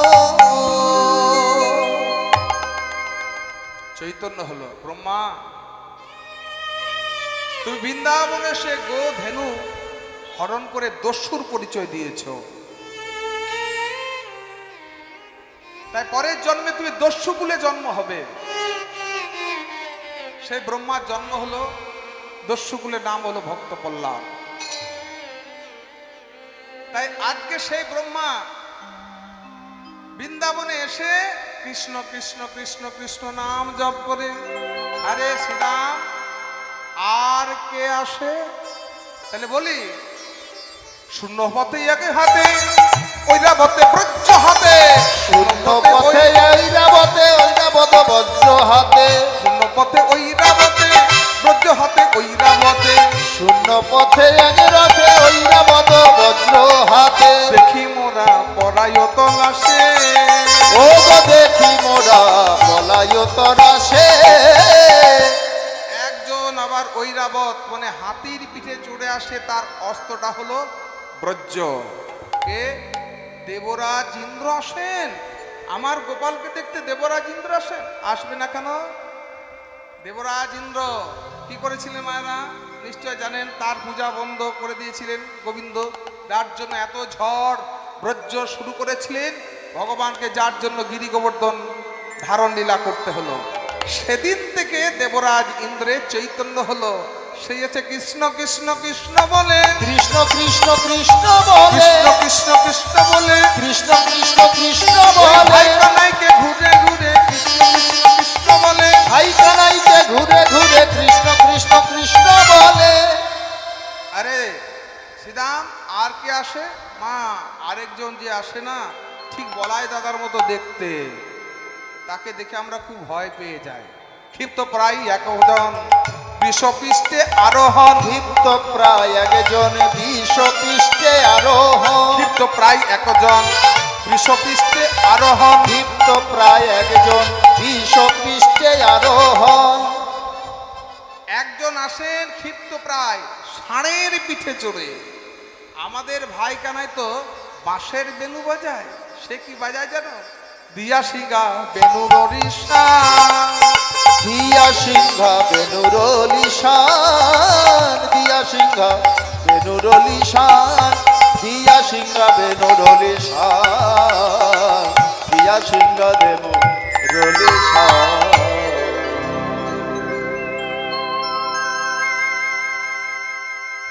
জয়দেব গনায় যদি এখানে প্রেজেন্ট থাকেন, উল্লাস গনায় আপনারা বাড়ি যান। আচ্ছা, উল্লাস গনায়ের পুত্র জয়দেব গনায় যদি এখানে উপস্থিত থাকেন, আপনি বাড়ি যান, বাড়িতে আপনার খোঁজ করছে। ক্ষিপ্ত প্রায় একজন বিষপৃষ্ঠে আরোহণ, ক্ষিপ্ত প্রায় একজন বিষ পৃষ্ঠে আরোহণ, দিয়া সিঙ্গা বেনুর রিসা, দিয়া সিংহা বেনুরলিশান। সে আবার সিং বাজায়। শিরে জটা ত্রিলোচন, অঙ্গে ভস্য বিভূষণ, শিরে জটা তিলোচন, অঙ্গে ভস্য বিভূষণ। তার আবার মাথায় জটা আছে, শিরে জটা ত্রিলোচন, তিনটে চোখ, শিরে জটা ত্রিলোচন, অঙ্গে ভস্য বিমোচন, শিরে জটা তিলোচন, অঙ্গে ভস্য বিভূষণ। সদয়ে জপয়ে রামের নাম, সদায়ে জপয়ে রাম নাম। ভোলানাথের প্রথম কৃষ্ণ দর্শন। পার্বতী, ও গণেশের মা কোথায়? কেন গো, কি হলো? চলো একটু ভগবানকে দর্শন করে আসি। কোথায়? বৃন্দাবনে ভগবান এসেছে লীলা করতে, চলো একটু দর্শন করে আসি। এবার ভোলানাথ বলে, শোনো পার্বতী, তুমি হয়ে যাও কামধেনু। রাধে রাধে। মা পার্বতী হলেন কামধেনু, আর ভোলানাথ হলেন ধেনুর ব্যাপারী। ভোলানাথের কৃষ্ণ দর্শন প্রথম। চলো একটু ভগবানকে দর্শন করে আসি। ও পার্বতী, তুমি কামধেনু, আমি ধেনুর ব্যাপারী।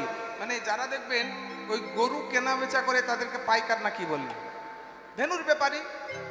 মা পার্বতী হয়েছেন কামধেনু। বৃন্দাবনে গিয়ে ভোলানাথ বলছে, ধেনু নেবে গো, ধেনু, ধেনু নেবে? এই ব্যাপারী, তোর ধেনুর মূল্য কত রে? 1 লক্ষ। 1 লক্ষ স্বর্ণ মুদ্রাটা বলছেন, 1 লক্ষ। আমি বৃন্দাবনে এসেছি, আমার লক্ষ্যটাই হলো 1। কি লক্ষ্য? কৃষ্ণ দর্শন, ভগবান দর্শন। 1 লক্ষ, এত মূল্য তো আমরা দিতে পারবো না। সামনে একটু এগিয়ে যাও, রাজবাড়ি, সেখানে মাতা যশোমতী আছেন, তিনি মূল্য দিয়ে কিনে নিতে পারবেন। মাতা যশোমতী জয় হোক। জয় হোক। কে রে বাবা তোরা? আমি ধেনুর ব্যাপারী। বাহ, তো ধেনুটাতে দেখতে বড় সুন্দর, কত মূল্য রে? 1 লক্ষ। এত দাম কেন?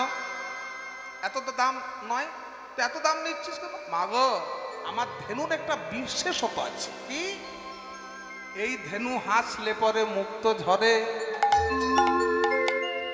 হাসলে পরে মুক্ত ঝরে। মাতা যশোমতীর খুব পছন্দ হয়ে গেল। এবারে ভোলানাথ চেয়ে চেয়ে দেখছেন, ধেনুর ব্যাপারী হয়েছে, ভগবান কই, যার জন্য এসেছি।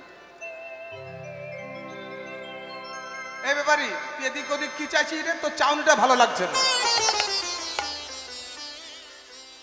কৃষ্ণ কোথায়? কানে কানে বলছেন, পার্বতী কই, যে উদ্দেশ্য নিয়ে এলাম সেটাই দেখতে পাচ্ছি না, কোথায়? মাতা যশোমতী 1 লক্ষ স্বর্ণ মুদ্রা এনে, এনে ধেনু দে। মাতা যশোমতী ধেনুটা কিনে নিয়ে এই গোয়াল ঘরে বেঁধে রেখে দিয়েছে।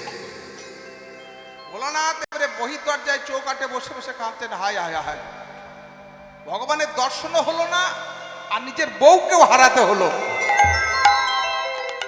পার্বতী তখন মা যশোমতী গোয়াল ঘরে বাঁধা, কামধেনু হয়ে গেছে, অজন্যনে কাঁদছেন, বৈষ্ণব শ্রেষ্ঠ তো।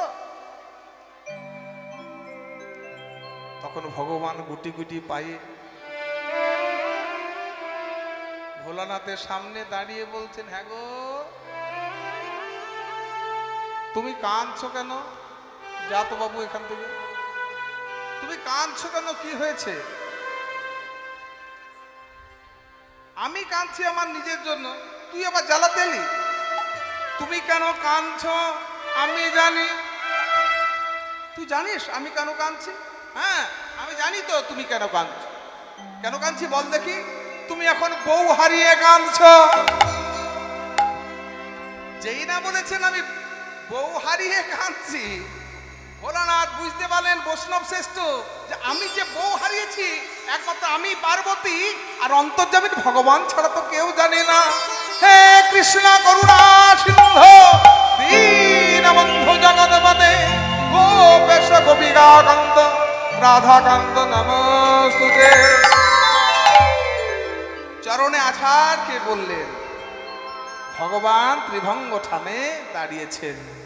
দেখো তো চিনতে পারো কিনা, দেখো তো চিনতে পারো কিনা, দেখো তো চিনতে পারো কিনা, দেখো তো চিনতে পারো কিনা। প্রভু, তোমাকে দর্শন করবার জন্য এই ছদ্মবেশে এসেছি, কিন্তু আমার তো দর্শন হলো, পার্বতী তো দর্শন হলো না। তোমার মায়ের গোয়াল ঘরে বাঁধা আছে। আচ্ছা, মাকে ধেনুটি দেওয়ার সময় তুমি কি বলেছিলে? আমি বলেছিলাম হাসলে পরে মুক্ত ঝরে। এবার তুমি গিয়ে বলবে ভোলানাথ যে কাঁদলে পরে বাড়ির একমাত্র ছেলে মারা যায়, তাই? হ্যাঁ, তোমার বউকে তুমি ফিরে পেয়ে যাবে। মাতা যশোমতী জয় হোক। জয় হোক। কিরে ব্যাপারী, তুই এবার ফিরে এনেছে, তোকে তো মূল্য দিয়ে দিয়েছি। হ্যাঁ, মূল্য পেয়ে গেছি, কিন্তু একটা কথা বলতে ভুলে গেছিলাম। কি কথা বলেছিলাম না? আমার ধেনুর একটা বিশেষত হলো হাসলে পরে মুক্ত ছাড়ে, কিন্তু কাঁদলে পরে বাড়ির একমাত্র ছেলে মারা যায়। যেই না এই কথা বলেছেন, সঙ্গে সঙ্গে মাতা যশোমতী গোহাল করে ছুটে গেলেন, ধেনুটা নিয়ে এসে বলছে, বাবা এই নে তোর। উঠোনের মধ্যে দাঁড়িয়েছেন ভোলানাথ, কামধেনু, মাতা পার্বতী কানে কানে বলছেন, চেয়ে দেখো সন্মুখ সমরে আরাধ্য দেবতা হে কৃষ্ণ করুণা সিন্ধু দীনবন্ধু জগৎপতে গোপেশ গোপিকা কান্দ রাধা কান্দ নমস্তুতে। ভোলানাথ তিনি তো হলেন বৈষ্ণব শ্রেষ্ঠ। পৃথিবীতে কোটি কোটি বৈষ্ণব আছেন, তার মধ্যে ভোলানাথ হলেন সর্বশ্রেষ্ঠ। নিম্ন গানাং যথা গঙ্গা নদীদের মধ্যে যেমন সর্বশ্রেষ্ঠ হলো গঙ্গা, নাম অচ্যুত যথা, নামের মধ্যে বিষ্ণু নাম হলো শ্রেষ্ঠ। বৈষ্ণবদের মধ্যে হলেন আমাদের ভোলানাথ, আর পুরাণাদি তথা মহা শ্রীমদ্ ভাগবত হলো পুরাণের মধ্যে সর্বশ্রেষ্ঠ। পৃথিবীতে কোটি কোটি বৈষ্ণব আছেন, তার মধ্যে ভোলানাথ হলেন সর্বশ্রেষ্ঠ। আর 12 জন হলেন বৈষ্ণব ধর্মের প্রতিষ্ঠাতা। এই 12 জন কে কে? স্বয়ম্ভুর নারদ শম্ভু, কুমার কপিল মনু, প্রহ্লাদ জনক ভীষ্ম, বলির শাকির ব্যায়াম। এটা শ্রীমদ্ ভাগবতের শ্লোক। শ্লোকটা বলেছেন কে? যমরাজ। বললেন জানো এই জগতের মধ্যে 12 জন হলো বৈষ্ণব ধর্মের প্রতিষ্ঠাতা। স্বয়ম্ভূর, স্বয়ম্ভূর মানে সৃষ্টিকর্তা ব্রহ্মা। নারদ, স্বয়ম্ভূর নারদ শম্ভু ভোলানাথ। কুমার কপিল মনু, কুমার মানে সৃষ্টিকর্তা ব্রহ্মার 4 মানস পুত্র, সনক, সনাতন, সনন্দ, সনত কুমার। 4 জনকে একসঙ্গে বলা হয় কুমার। কুমার ও কপিল, যার জন্য গঙ্গাসাগর মেলা হয়। কুমার ও কপিল মনু, মনু হচ্ছেন মানব জাতির আদি পিতা। আমরা তো মানব, মানুষ আমরা, তা আদি পিতাকে, আদি পুরুষ মনু, আর আদি আমাদের মাতা নারীকে শতরূপা। জগতে পুরুষ নারী প্রথম 2 জন তৈরি হয়েছিল, সৃষ্টি হয়েছিল। প্রথম জন হলেন মনু। এই মনুর থেকেই মানব জাতি। তাহলে সেই মনু হলেন পরম বৈষ্ণব। তাহলে মনু, তারপরে হলেন সুখদেব গোস্বামী, বলি মহারাজ, আর শাকির ব্যায়াম মানে যমরাজ বলছেন আমি নিজে, ব্যায়াম মানে এই আমরা। সংস্কৃতিকে ব্যায়াম মানে আমরা, মানে তার আমরা বলতে আমিও তার মধ্যে বলি। এখানে যেমন আমরা কীর্তন শুনছি, তেমন আমিও তার মধ্যে হলাম। যেহেতু যমরাজ এই শ্লোকটা বলেছেন, তার জন্য বলে ব্যায়াম আমরা। আচ্ছা, ভক্ত বৈষ্ণবরা, কমিটি দাদারা আপনাদের কাছে ভিক্ষার জন্য যাবেন, যার যেমন সামর্থ্য অতি অবশ্যই দেবেন। চলুন শ্লোকে ফিরে যায়। স্বয়ম্ভু নারদ শম্ভু, কুমার কপিল মনু, প্রহ্লাদ জনক ভীষ্ম, বলির শাকির ব্যায়াম। এই 12 জনের মধ্যে সর্বশ্রেষ্ঠ হলেন কে? দেবাদিদেব মহেশ্বর ভোলানাথ কি জয়। ভোলানাথ হলেন সর্বশ্রেষ্ঠ বৈষ্ণব।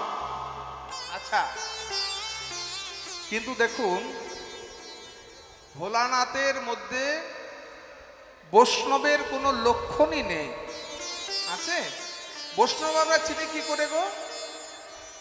বৈষ্ণব আমরা চিনি 5টি বস্তু দ্বারা বৈষ্ণব চেনা যায়। ডোর, কপিন, মালা, শিখা, চন্দন। ডোর, কপিন, মালা, শিখা, চন্দন। বৈষ্ণবরা কি পরিধান করেন? ডোর, কপিন। ভোলানাথ কি পরে থাকেন? বাঘছাল, মৃগ চর্ম। বৈষ্ণবদের গলায় কি থাকে? তুলসী কাঠের মালা। ভোলানাথের গলায় কি আছে? রুদ্রাক্ষের মালা, হাড়ের মালা, সাপের মালা। মিল নেই। বৈষ্ণবদের শিখা থাকে, ভোলানাথের কি আছে? জটা আছে, মিল নেই। বৈষ্ণবরা অঙ্গে চন্দন লেপন করেন 12 জায়গায়। ভোলানাথ অঙ্গে কি মাখেন? ছাই ভস্য। মিল নেই। তবু ভোলানাথ বৈষ্ণব শ্রেষ্ঠ কি করে হলেন? বৈষ্ণব সাজা যায়, বৈষ্ণব হওয়া হলো বড় কঠিন। সাজা বৈষ্ণব অনেক দেখতে পাবেন। সাজা বৈষ্ণব দেখেছেন? দেখবেন যাত্রা নাটকে বৈষ্ণব সাজছেন অনেকে। গ্রিন রুমে গিয়ে দেখবেন তারা পাশাপাশি চেয়ারে বসে বিড়িতে সুখ টান দিচ্ছে। এমনই এক ঘটনা ঘটেছিল। বৈষ্ণব সেজেছেন, গ্রিন রুমে আমি গেছি, কলকাতার এই নেতাজি ইন্ডোরে যাত্রা হচ্ছিল। তা আমি গ্রিন রুমের দিকে গেছি, গিয়ে দেখছি যারা বৈষ্ণব, শিবাস সেজেছেন, মহাপ্রভু সেজেছেন, নিত্যানন্দ সেজেছেন। আমার নেতাজি ইন্ডোর তখন ডিউটি ছিল। আর ডিউটি থাকলে সব জায়গাতে ঢোকা যায়। তা গ্রিন রুমে যখন আমি প্রবেশ করেছি, নিতাই গৌর যারা সেজেছেন দেখছি খুব সিগারেটে টান দিচ্ছেন। হ্যাঁ দাদা বলুন, আমাদের যাত্রা কেমন হচ্ছে? হ্যাঁ, যাত্রা খুব ভালো হচ্ছে, কিন্তু একটা প্রশ্ন জেগেছে আপনাদেরকে দেখে। প্রশ্নটা কি? আচ্ছা, বৈষ্ণবরা কি বিড়ি সিগারেট খান? তখন ওনারা বলছেন আমরা বৈষ্ণব সেজেছি, বৈষ্ণব তো হয়ে যায়নি। বৈষ্ণব সাজা যায়, বৈষ্ণব হওয়া বড় কঠিন। হ্যাঁ, তুলসী মালা পরে পরবেন, তিলক পরে রচনা করবেন, আগে আচরণটা ঠিক করুন। ভোলানাথের আচরণটা, ভোলানাথ আভরণে নয়, ভোলানাথ হলেন আচরণে বৈষ্ণব। বৈষ্ণবের আচরণটি কি হবে? মহাপ্রভু একটা শ্লোকের মাধ্যমে বলেছেন বৈষ্ণবের আচরণটি কেমন হবে। ত্রিনাদ বিশু নিচে না শুনিছে না তরুরী বা সহিষ্ণুনা সহিষ্ণুনা অমানি না মানে দে না মান দে না কীর্তনিয়া সাদা হরি। কীর্তনীয় সদা হরি। বৈষ্ণবের আচরণটি কেমন হবে? এই যে শ্লোকটা শুধু বৈষ্ণব ভক্তের ক্ষেত্রে নয়, প্রতিটি মানুষের জীবনে পালন করা উচিত। যারা ভক্তির পথে নেই, নাস্তিক, আস্তিকরা তো পালন করবে, কিন্তু যারা নাস্তিক তাদেরও পালন করা উচিত। ত্রিনাদপি সুনিচে না। হাতটি কেমন হবে, আচরণটি কেমন হবে? আমি ঘাসের থেকে নিচ হব। তিনাদপি, তিন মনে হচ্ছে ঘাস। ঘাস তো সবার নিচে থাকে, আমরা পা দিয়ে মারিয়ে যাই, আবার সে মাথা তুলে দাঁড়ায়। কোনো মান অভিমান আছে? তুমি হৃদয়ে মান অভিমান অহংকার নিয়ে সারা জীবন ধরে যদি কীর্তন শোনো, মান অভিমান অহংকার নিয়ে তুমি যদি তুলসী কাঠের মালা পরো, তিলক রচনা করো, সবই বৃথা। মান অভিমান ত্যাগ করো। তিনাদপি সুনিচে ন, ছোট হও। ছোট মানে আকারে ছোট নয়, নত হও। নত, আগে তুমি ছোট হও। যদি হতে চাও বড়, সবার আগে হও ছোট। তিনাদপি শুনেছেন, মনে ছিল সাত, তিনাদপি শুনেছেন, পড়ে গেল বাদ। দ্বিতীয় নিয়মটা কি? তরুরিব সহিষ্ণুনা। সহিষ্ণুনা। দ্বিতীয় আচরণটি কেমন হবে? বৃক্ষের মতো সহ্যগুণ।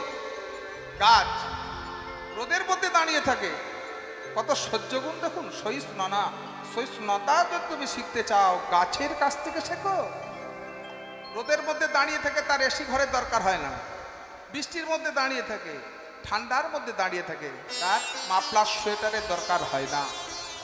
গাছের মতো সহ্যগুণ হতে হবে। যে সয় সেই রয়, সেই তো হয় মহাশয়। তৃতীয় নিয়মটা কি? অমানি না মানে দে না। মান দে না। কে আমায় মান সম্মান করলো সে পরোয়া করলে হবে না, কিন্তু আমি সবাইকে মান সম্মান দেব।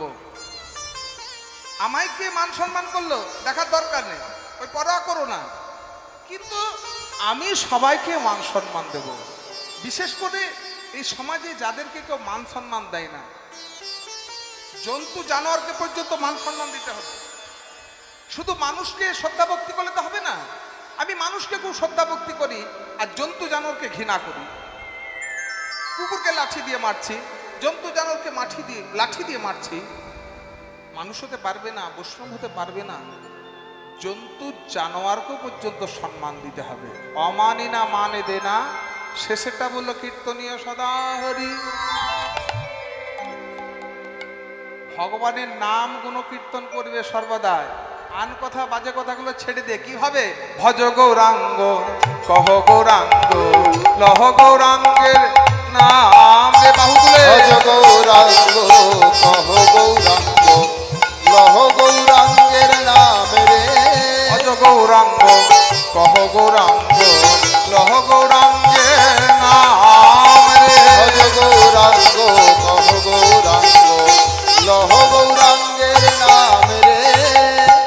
যে জনা গৌরাঙ্গ ভজে। তারপরেরটা কি? সুরে গাইতে হবে। যে জনা গৌরাঙ্গ ভজে সবার সুর আছে, পিছনের গুলো ফাঁকি দিচ্ছে। লাস্ট বেঞ্চে কারা বসে স্কুলে? ফাঁকিবাজগুলো। তাহলে আপনারা দেখিয়ে দেন তো যে আমরা ফাঁকিবাজ নই। পিছন থেকে উচ্চ স্বরে যে জনা গো রাঙ্গ ভজে সে হয় আমার প্রাণের। এদিকে যে জনা গৌরাঙ্গ ভজে সে হয় আমার প্রাণ। ভজ গৌরাঙ্গ লহ গৌরাঙ্গ লহ গৌরাঙ্গে নাম রে। ভজ গৌরাঙ্গ কহ গৌরাঙ্গ লহ গৌরাঙ্গের নাম রে। প্রভাতে উঠিয়া যেই লই গৌরের নামি রে। প্রভাতে উঠিয়া যে লয় গৌরের নাম রে। প্রভাতে উঠিয়া যেই লই গৌরের নামি রে। প্রভাতে উঠিয়া যে লয় গৌরের নাম রে। সে জনা আমারই হয় আমি তার হই রে। ও গো সে জনায় আমার হয় আমি তারে হই রে। ভজ গৌরাঙ্গ কহ গৌরাঙ্গ কহ গৌরাঙ্গে নাম রে। হরি বল। গৌরাঙ্গ কহ গৌরাঙ্গ লহ গৌরাঙ্গের নাম রে। এই আচরণ যদি তোমার থাকে তাহলে তুমি ভক্ত হতে পারবে, বৈষ্ণব হতে পারবে। তাই আজকে বৈষ্ণব শ্রেষ্ঠ ভোলানাথ ক্ষিত প্রায় একজন পড়তে পৃষ্ঠে আরোহণ। পুত্র প্রায় একজন বিশ্বপৃষ্ঠে আরোহণ। দিয়া সিংহা বেনুর ঋষা দিয়া সিংহাতে মুররিষা। সে শুধু একা আসে না মা, তার সঙ্গে একটা অপরূপ সুন্দরী রমণী আসে। তার বামে এক নারী তুলনাতে বার নারী। তার বামে এক নারী তুলনাতে বার নারী। তার বামে এক নারী তুলনাতে বার নারী। তার বামে এক নারী তুলনাতে বার নারী। রূপে বন ফুল করে আলা রূপে বন ফুল করে আলা। অপরূপ সুন্দরী রমণী আসে। তুমি তো 2 কর দিয়ে গোপালের সেবা করো, সে 10 হাত দিয়ে তোমার গোপালকে ননি খাওয়াই। বলে ওরে বাছা করু আনন্দতে চড়াও ধেনু। বলে ওরে বাছা কালু আনন্দে চড়াও ধেনু। বলে ওরে বাছা কানু আনন্দেতে চড়াও ধেনু। বলে ওরে বাছা কালু আনন্দে চড়াও ধেনু। এ বনে নাই ভয়ের ডর। এই বনে নাহি ভয় ডর। তোমার গোপালকে কোলে লয়ে আদর করে 10 কর দিয়ে নবনী খাওয়ায়। মা দুর্গা সেন আমার গোপালকে দেখতে, মা আরো অনেকেই আসে। তারপরে কি আসে? গজমুখী একজন মুশিকেতে আরোহণ। গজমুখে একজন মুশিকেতে আরোহণ। গজমুখী একজন মুশিকেতে আরোহণ। গজমুখে একজন মুশিকেতে আরোহণ। সিন্দুরে মণ্ডিত তনুখানি। সিন্দুরে মণ্ডিত তনুখানি। একজন আসে, তার মুখটা হাতির মতো, গজানন গণেশ, হ্যাঁ, সে আবার ইঁদুরের পিঠে চড়ে আসে। আরেকজন আসে মা, তার হলো 6টা মুখ, ষড় মুখে সিকি পরে, বাম হস্তে ধনু ধরে। ঝড় আর সিকি করে বাম হাতে ধনু ধরে। ষড় মুখ সিকি পরে, বাম হস্তে ধনু ধরে। ষড় মুখে সিকি করে বাম হস্তে ধনু ধরে। বাম আপে তার ধনুক ধরে, তার হলো 6টা মুখ, ষড় মুখে সিকি পরে, বাম হস্তে ধনু ধরে। ষড় মুখে সিকি করে বাম হস্তে ধনু ধরে। বিবাদার প্রচার বলনি। ও গো কি পাতার প্রচার দলনি। তাকে দেখে মনে হয়, দেখে মনে রাজার তো নয়। রাজার তনয়। দেখে মনে হয় রাজার তো নয়। দেখে মনে হয় রাজার তনয়। রাজার তো নয়, রাজার তো নয়, দেখে মনে হয় রাজার তো নয়। রাজার তনয়, রাজার তনয়, দেখে মনে হয় রাজার তনয়। রাজার ছেলের মতো আসে, 6টা মুখ, ময়ূরের পিঠে চড়ে আসে। এতজন আমার গোপালকে দেখতে আসে। মা তুমি চিন্তা কেন করছো, সাজিয়ে দাও, কোনো ভয় নেই, আমরা তো রয়েছি। যখন মায়েতে শ্রীরামে কথা হচ্ছে, মায়েতে শ্রী রাম ও শ্রীরাম কথা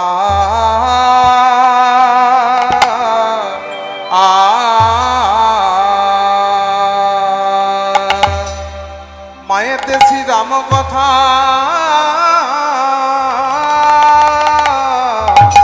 বলো রাম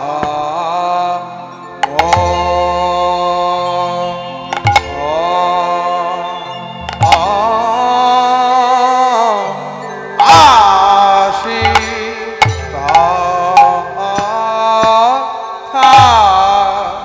মায়েতে শ্রী রাম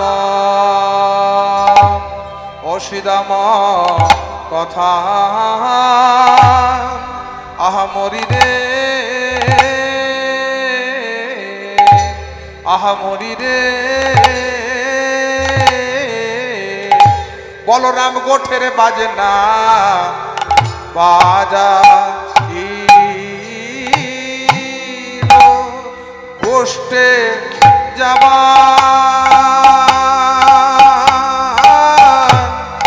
গোষ্ঠে যাবা সময় হলো গোষ্ঠে যাওয়া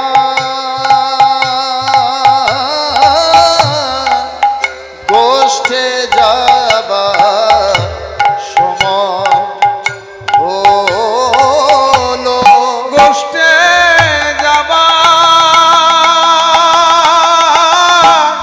গোষ্ঠে যাবা সময় হলো গোষ্ঠে যাবা ধ্বনি হরি ধ্বনি হরিবল সময় হলো গোষ্ঠে যাওয়া গোষ্ঠে যাবার সময় হলো গোষ্ঠে যাবা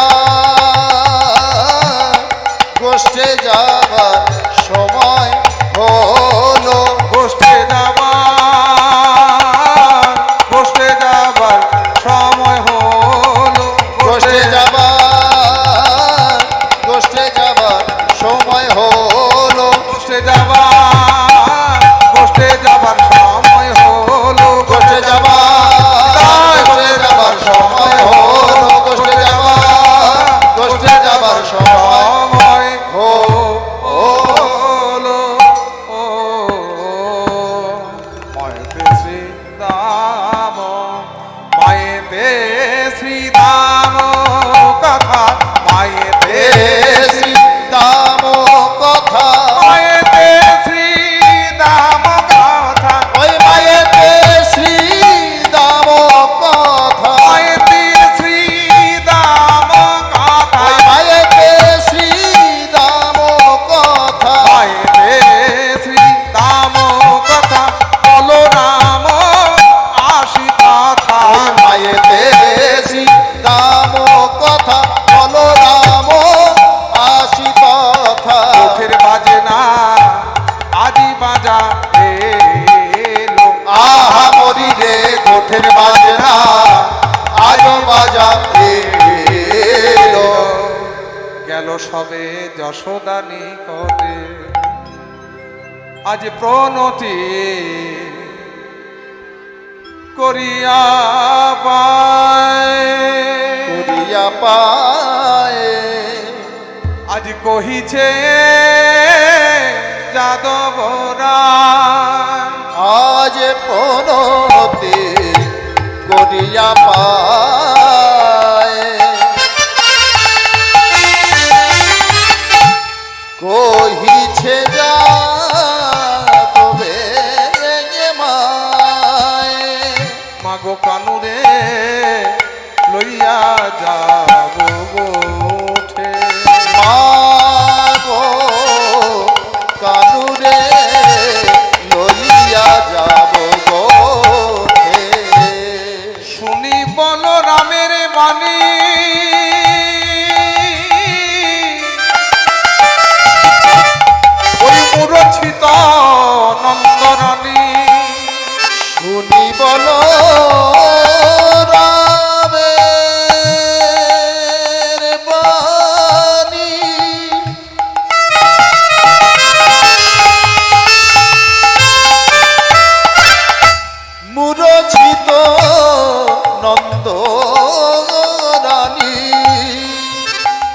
ভাসে রানী নয়নের জলে ওগো ভাসে রানী নয়নের জলে আগে যাক প্রাণ বাহির হইয়া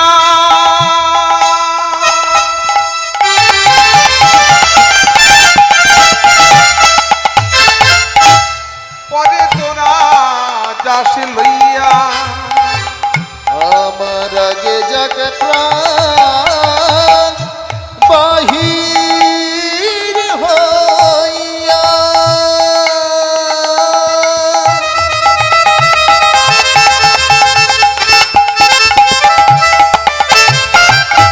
তবে তোরা যাস গোপাল লইয়া এ যদুনাথের নয়নের তারা এ যদুনাথের নয়নের তারা ওমা কানেকে তাতে সাজিয়ে দাও।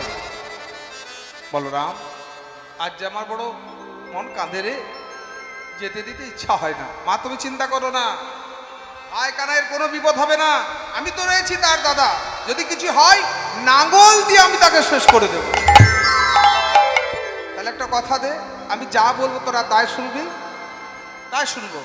আমার মাথার দিব্যি রইল থাকলো আমার মাতার কীরা দূরে বনে না যাইবা, থাকলো আমার মাথার কিরা দুর্বনে না যাইবা। মা কি বলছে দেখুন, তিনি বিশ্ব ব্রহ্মাণ্ডের মালিক, জগৎকে যিনি রক্ষা করেন, তিনি কি বলছেন আমার মনে ভয় হচ্ছে, দূরে দূরে যাবি না, বিপদ হতে পারে। যিনি বিপদ তারণ মধুসূদন, এটা কেন ঘটে বলুন তো?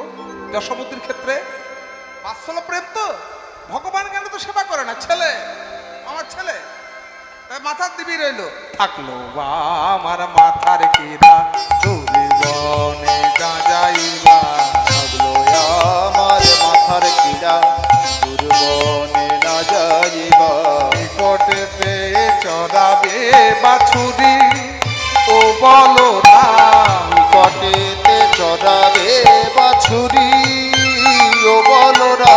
গোপাল যে দুরন্ত ছেলে এ বয়সে করতে গেলে, গোপাল যে দুরন্ত ছেলে এই বয়সে গোঠে গেলে। আমার গোপাল যে দুরন্ত ছেলে এ বয়সে করতে গেলে, গোপাল যে দুরন্ত ছেলে এই বয়সে গোঠে গেলে। প্রাণ কি ধরিতে পারে মায় ও বলো না, ওই প্রাণ কি ধরিতে পারে মায় ও বলো না। আমি আরো কথা শুনেছি, সে গোষ্ঠে গিয়ে কত কি করে। আর তুমি কি শুনেছো? সাপের মাথায় দেয় পা শুনিতে শিয়রে গা, সাপের মাথায় দেয় পা শুনিতে শিহরে গা। সাপের মাথায় দেয় পা শুনিতে শিয়রে গা, সাপের মাথায় দেয় পা শুনিতে শিহরে গা। মনের অনলে হাতে ধরি খাই, আস্তে আস্তে আগুন আমার ধরে ধরে খায় বনের মাঝে, সেগুলো আমি সব শুনেছি। বনের অনলে হাতে ধরি খাই ও বলো রাম, বনের অনল হাতে ধরে খায় ও বলো না। বনে গিয়া কাছে ওঠে ধেনুর আগে আগে ছোটে, ধরি হরি বনে ধরি। গিয়া গাছে ওঠে ধেনুর আগে আগে ছোটে। বাৎসল্য প্রেমটা দেখুন, বলতেন আমার ছেলে গিয়ে গাছে ওঠে, আমার গোপাল আবার ধেনুদের আগে আগে ছুটে ছুটে যায়, কত চঞ্চল, ওকে বুঝিয়ে আমি পারি না। বনে গিয়া গাছে ওঠে ধেনুর আগে আগে ছোটে, বনে গিয়া গাছে ওঠে ধেনুর আগে আগে ছোটে। তুমি কি আঁটিতে পারো তাই ও বলো রাম, তুমি কি রাখিতে পারো তাই ও বলো না। তুমি কি করে পারবে এত চঞ্চল ছেলেকে? মা তুমি ভয় করো না, আমি তো রয়েছি, তুমি এবার ভাই কানাইকে সাজিয়ে দাও। এই যে বাৎসল্য প্রেম, ভক্তমণ্ডলী ভক্তিমতী মায়েরা মাতা যশোমতী চোখের জলে সাজাচ্ছে, আজ কাঁদিয়া সাজায় নন্দরানী, ধরি হরি ধরি। আজ কাঁদিয়া সাজায় নন্দরানী। গোপালকে কিভাবে সাজাবেন ভগবান কেন নয়, প্রথম থেকে বলছি। ছেলে আজ কাঁদিয়া চোখে জল সাজাই নন্দ রানী, আজ কাঁদিয়া সাজায় নন্দরানী। দেরি হলো দরবানে ধারা বহে দুনয়নে, ওগো হেরি হলো ধার পানে।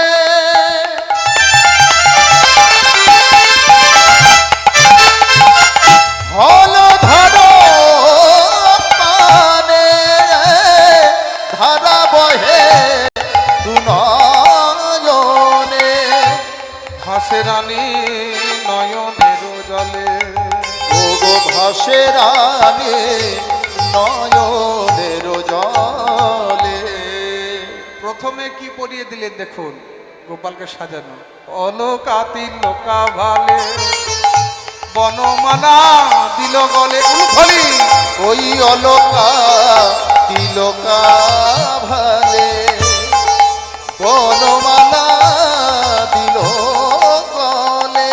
ওই চরণেতে মা পরালো নবু, ওই চরণেতে পরালো নকু। অলকা তিলকা, এই যে তিলক আর অলকা মানে তার পাশে একটা ছোট্ট করে কালো বিন্দু। ভগবানের কপালে যে তিলক থাকে সেই তিলকটার নাম কি? মদন তিলক। এই তিলক এলো কোথা থেকে? আমরা তো তিলক পড়েছি, এটা বৈষ্ণবীয় তিলক। হ্যাঁ, যার যেমন ঘরের, নিত্যানন্দ ঘরের, গদাধরের ঘরের, যারা যে ঘরের দীক্ষিত তারা সেই ঘরে তিলক করবেন। কিন্তু ভগবান শ্রীকৃষ্ণের কপালে যে তিলক, এই তিলকের নাম হলো মদন তিলক। মদন হলো কামদেব, কামকে জয় করা প্রতীক এই তিলক। সৃষ্টিকর্তা ব্রহ্মা জগৎকে সৃষ্টি করবার জন্য মন থেকে সৃষ্টি করেছিলেন কামদেব মদনকে, রূপ দিলেন, বললেন মদন তোমাকে প্রজা সৃষ্টি করতে হবে। পিতা কি করে প্রজা সৃষ্টি করব? এই যে আমি তোমাকে 5টি বাণ দিলাম, মদন মাদন শোষণ স্তম্ভন মোহন। এই বাণের কাজ কি? এই বাণ যদি পুরুষকে নিক্ষেপ করো পুরুষ ধাবিত হবে নারীর দিকে, নারীকে নিক্ষেপ করলে নারী ধাবিত হবে পুরুষের দিকে। কামদেব মনে মনে ভাবছেন রণক্ষেত্রে যাব, কিন্তু তার আগে একটু বাণগুলো পরীক্ষা করে নি। প্রথম বাণটি নিক্ষেপ করলেন পিতা ব্রহ্মাকে। ব্রহ্মা কাম জ্বরে জর্জরিত হয়ে নিজ কন্যা সন্ধ্যার দিকে ধাবিত হলেন আর অভিশাপ দিলেন, মদন এই জগতে সব থেকে পাপ কাজ তুই আমাকে দিয়ে করালি, তাই আমি তোকে অভিশাপ দিচ্ছি, মহাদেবের রসানলে তুই ভস্ম হয়ে যাবি। ব্রহ্মাকে জয় করেছেন। এবার যেই না ভোলানাথের সামনে এসে দাঁড়ালেন, ভোলানাথের তৃতীয় নয়ন থেকে মদন পুড়ে ছাই হয়ে গেল। তৃতীয় নয়ন। মদনের স্ত্রীর নাম হলো রতি। স্বামীর প্রাণ ফিরে পাওয়ার জন্য, ভোলানাথকে সন্তুষ্ট করবার জন্য তপস্যায় মগ্ন হলেন। বাবা আমার পাগলা ভোলা না দেখেই বর প্রদান করে বললেন, তুমি সতী প্রতিব্রতা রমণী হও। তারপরে দেখছেন রতি তো বিধবা, তোমার স্বামী কোথায়? ওই যে তোমার চরণতলে ছাই হয়ে পড়ে আছে মদন। কিন্তু আমি যেহেতু বর প্রদান করেছি, তোমার স্বামীর প্রাণটা ফিরিয়ে দিচ্ছি, কারণ পতি না থাকলে তো সতী হওয়া যায় না। হ্যাঁ, প্রাণটা ফিরিয়ে দিচ্ছি, দেহ দিতে পারবো না। সেদিন থেকে মদন হলো বিতনু। এবার বৃন্দাবনে এলেন। বৃন্দাবনে এসে যেই না এক একটা বাণ গোবিন্দের দিকে নিক্ষেপ করছে, বাণগুলো মালা হয়ে গোবিন্দের চরণে লুটিয়ে পড়ে। মদন শেষ বাণটি যেই না নিক্ষেপ করতে গেলেন, ধনুকটা ভেঙে গেল, মদন ধনুক। ভাঙা ধনুক নিয়ে মদন বৃন্দাবন ত্যাগ করে পালিয়ে যাচ্ছে। গোপীরা ডেকে বলল, মদন ফিরে এসো, ফিরে এসো, কোথায় চললে? আমি বৃন্দাবনে অহংকারে মত্ত হয়ে গোবিন্দকে জয় করতে এসেছিলাম, পরাজিত হয়েছে। মদন বৃন্দাবনে তুমি যখন এসেছো নিশ্চয় কিছু না কিছু তুমি লাভ করবে, কিছু না কিছু পাবে। যাও গোবিন্দ চরণে গিয়ে ক্ষমা চেয়ে নাও। গোবিন্দ চরণে তুমি যদি ক্ষমা চাইতে পারো তুমি কিছু নিশ্চয়ই পাবে। যেই না মদন গোবিন্দ চরণে লুটিয়ে পড়ল, ভগবান বললেন, মদন তোমাকে ক্ষমা করে দিলাম, কিন্তু তোমার বৃন্দাবনে আশ্রয় হবে না, তুমি আর কোনোদিন বৃন্দাবনে এসো না, কিন্তু তোমাকে তো প্রজা সৃষ্টি করতে হবে, তাই তোমাকে একটি বান আমি ফিরিয়ে দিলাম। মদন বানটি ফিরিয়ে দিলেন, আর বাকি যে 4টি বান কি করলেন, তিলক রূপে ধারণ করলেন। গোবিন্দের তিলকের নাম হলো মদন তিলক। মাতা যশোমতী কোন মালা পরিয়ে দিলেন? বনমালা দিল তারে গলে। বনমালা দিল তারে গলে। আচ্ছা, বনমালা বনফুলের নয়, বনমালা মাতা যশোমতী পরাতেন। বনমালা অর্থাৎ গলা থেকে হাঁটুর নিচ পর্যন্ত, হাঁটুর নিচ পর্যন্ত যে মালা সেটাকে বলা হয় বনমালা। আর রাধারানী পরাতেন বজন্তী মালা।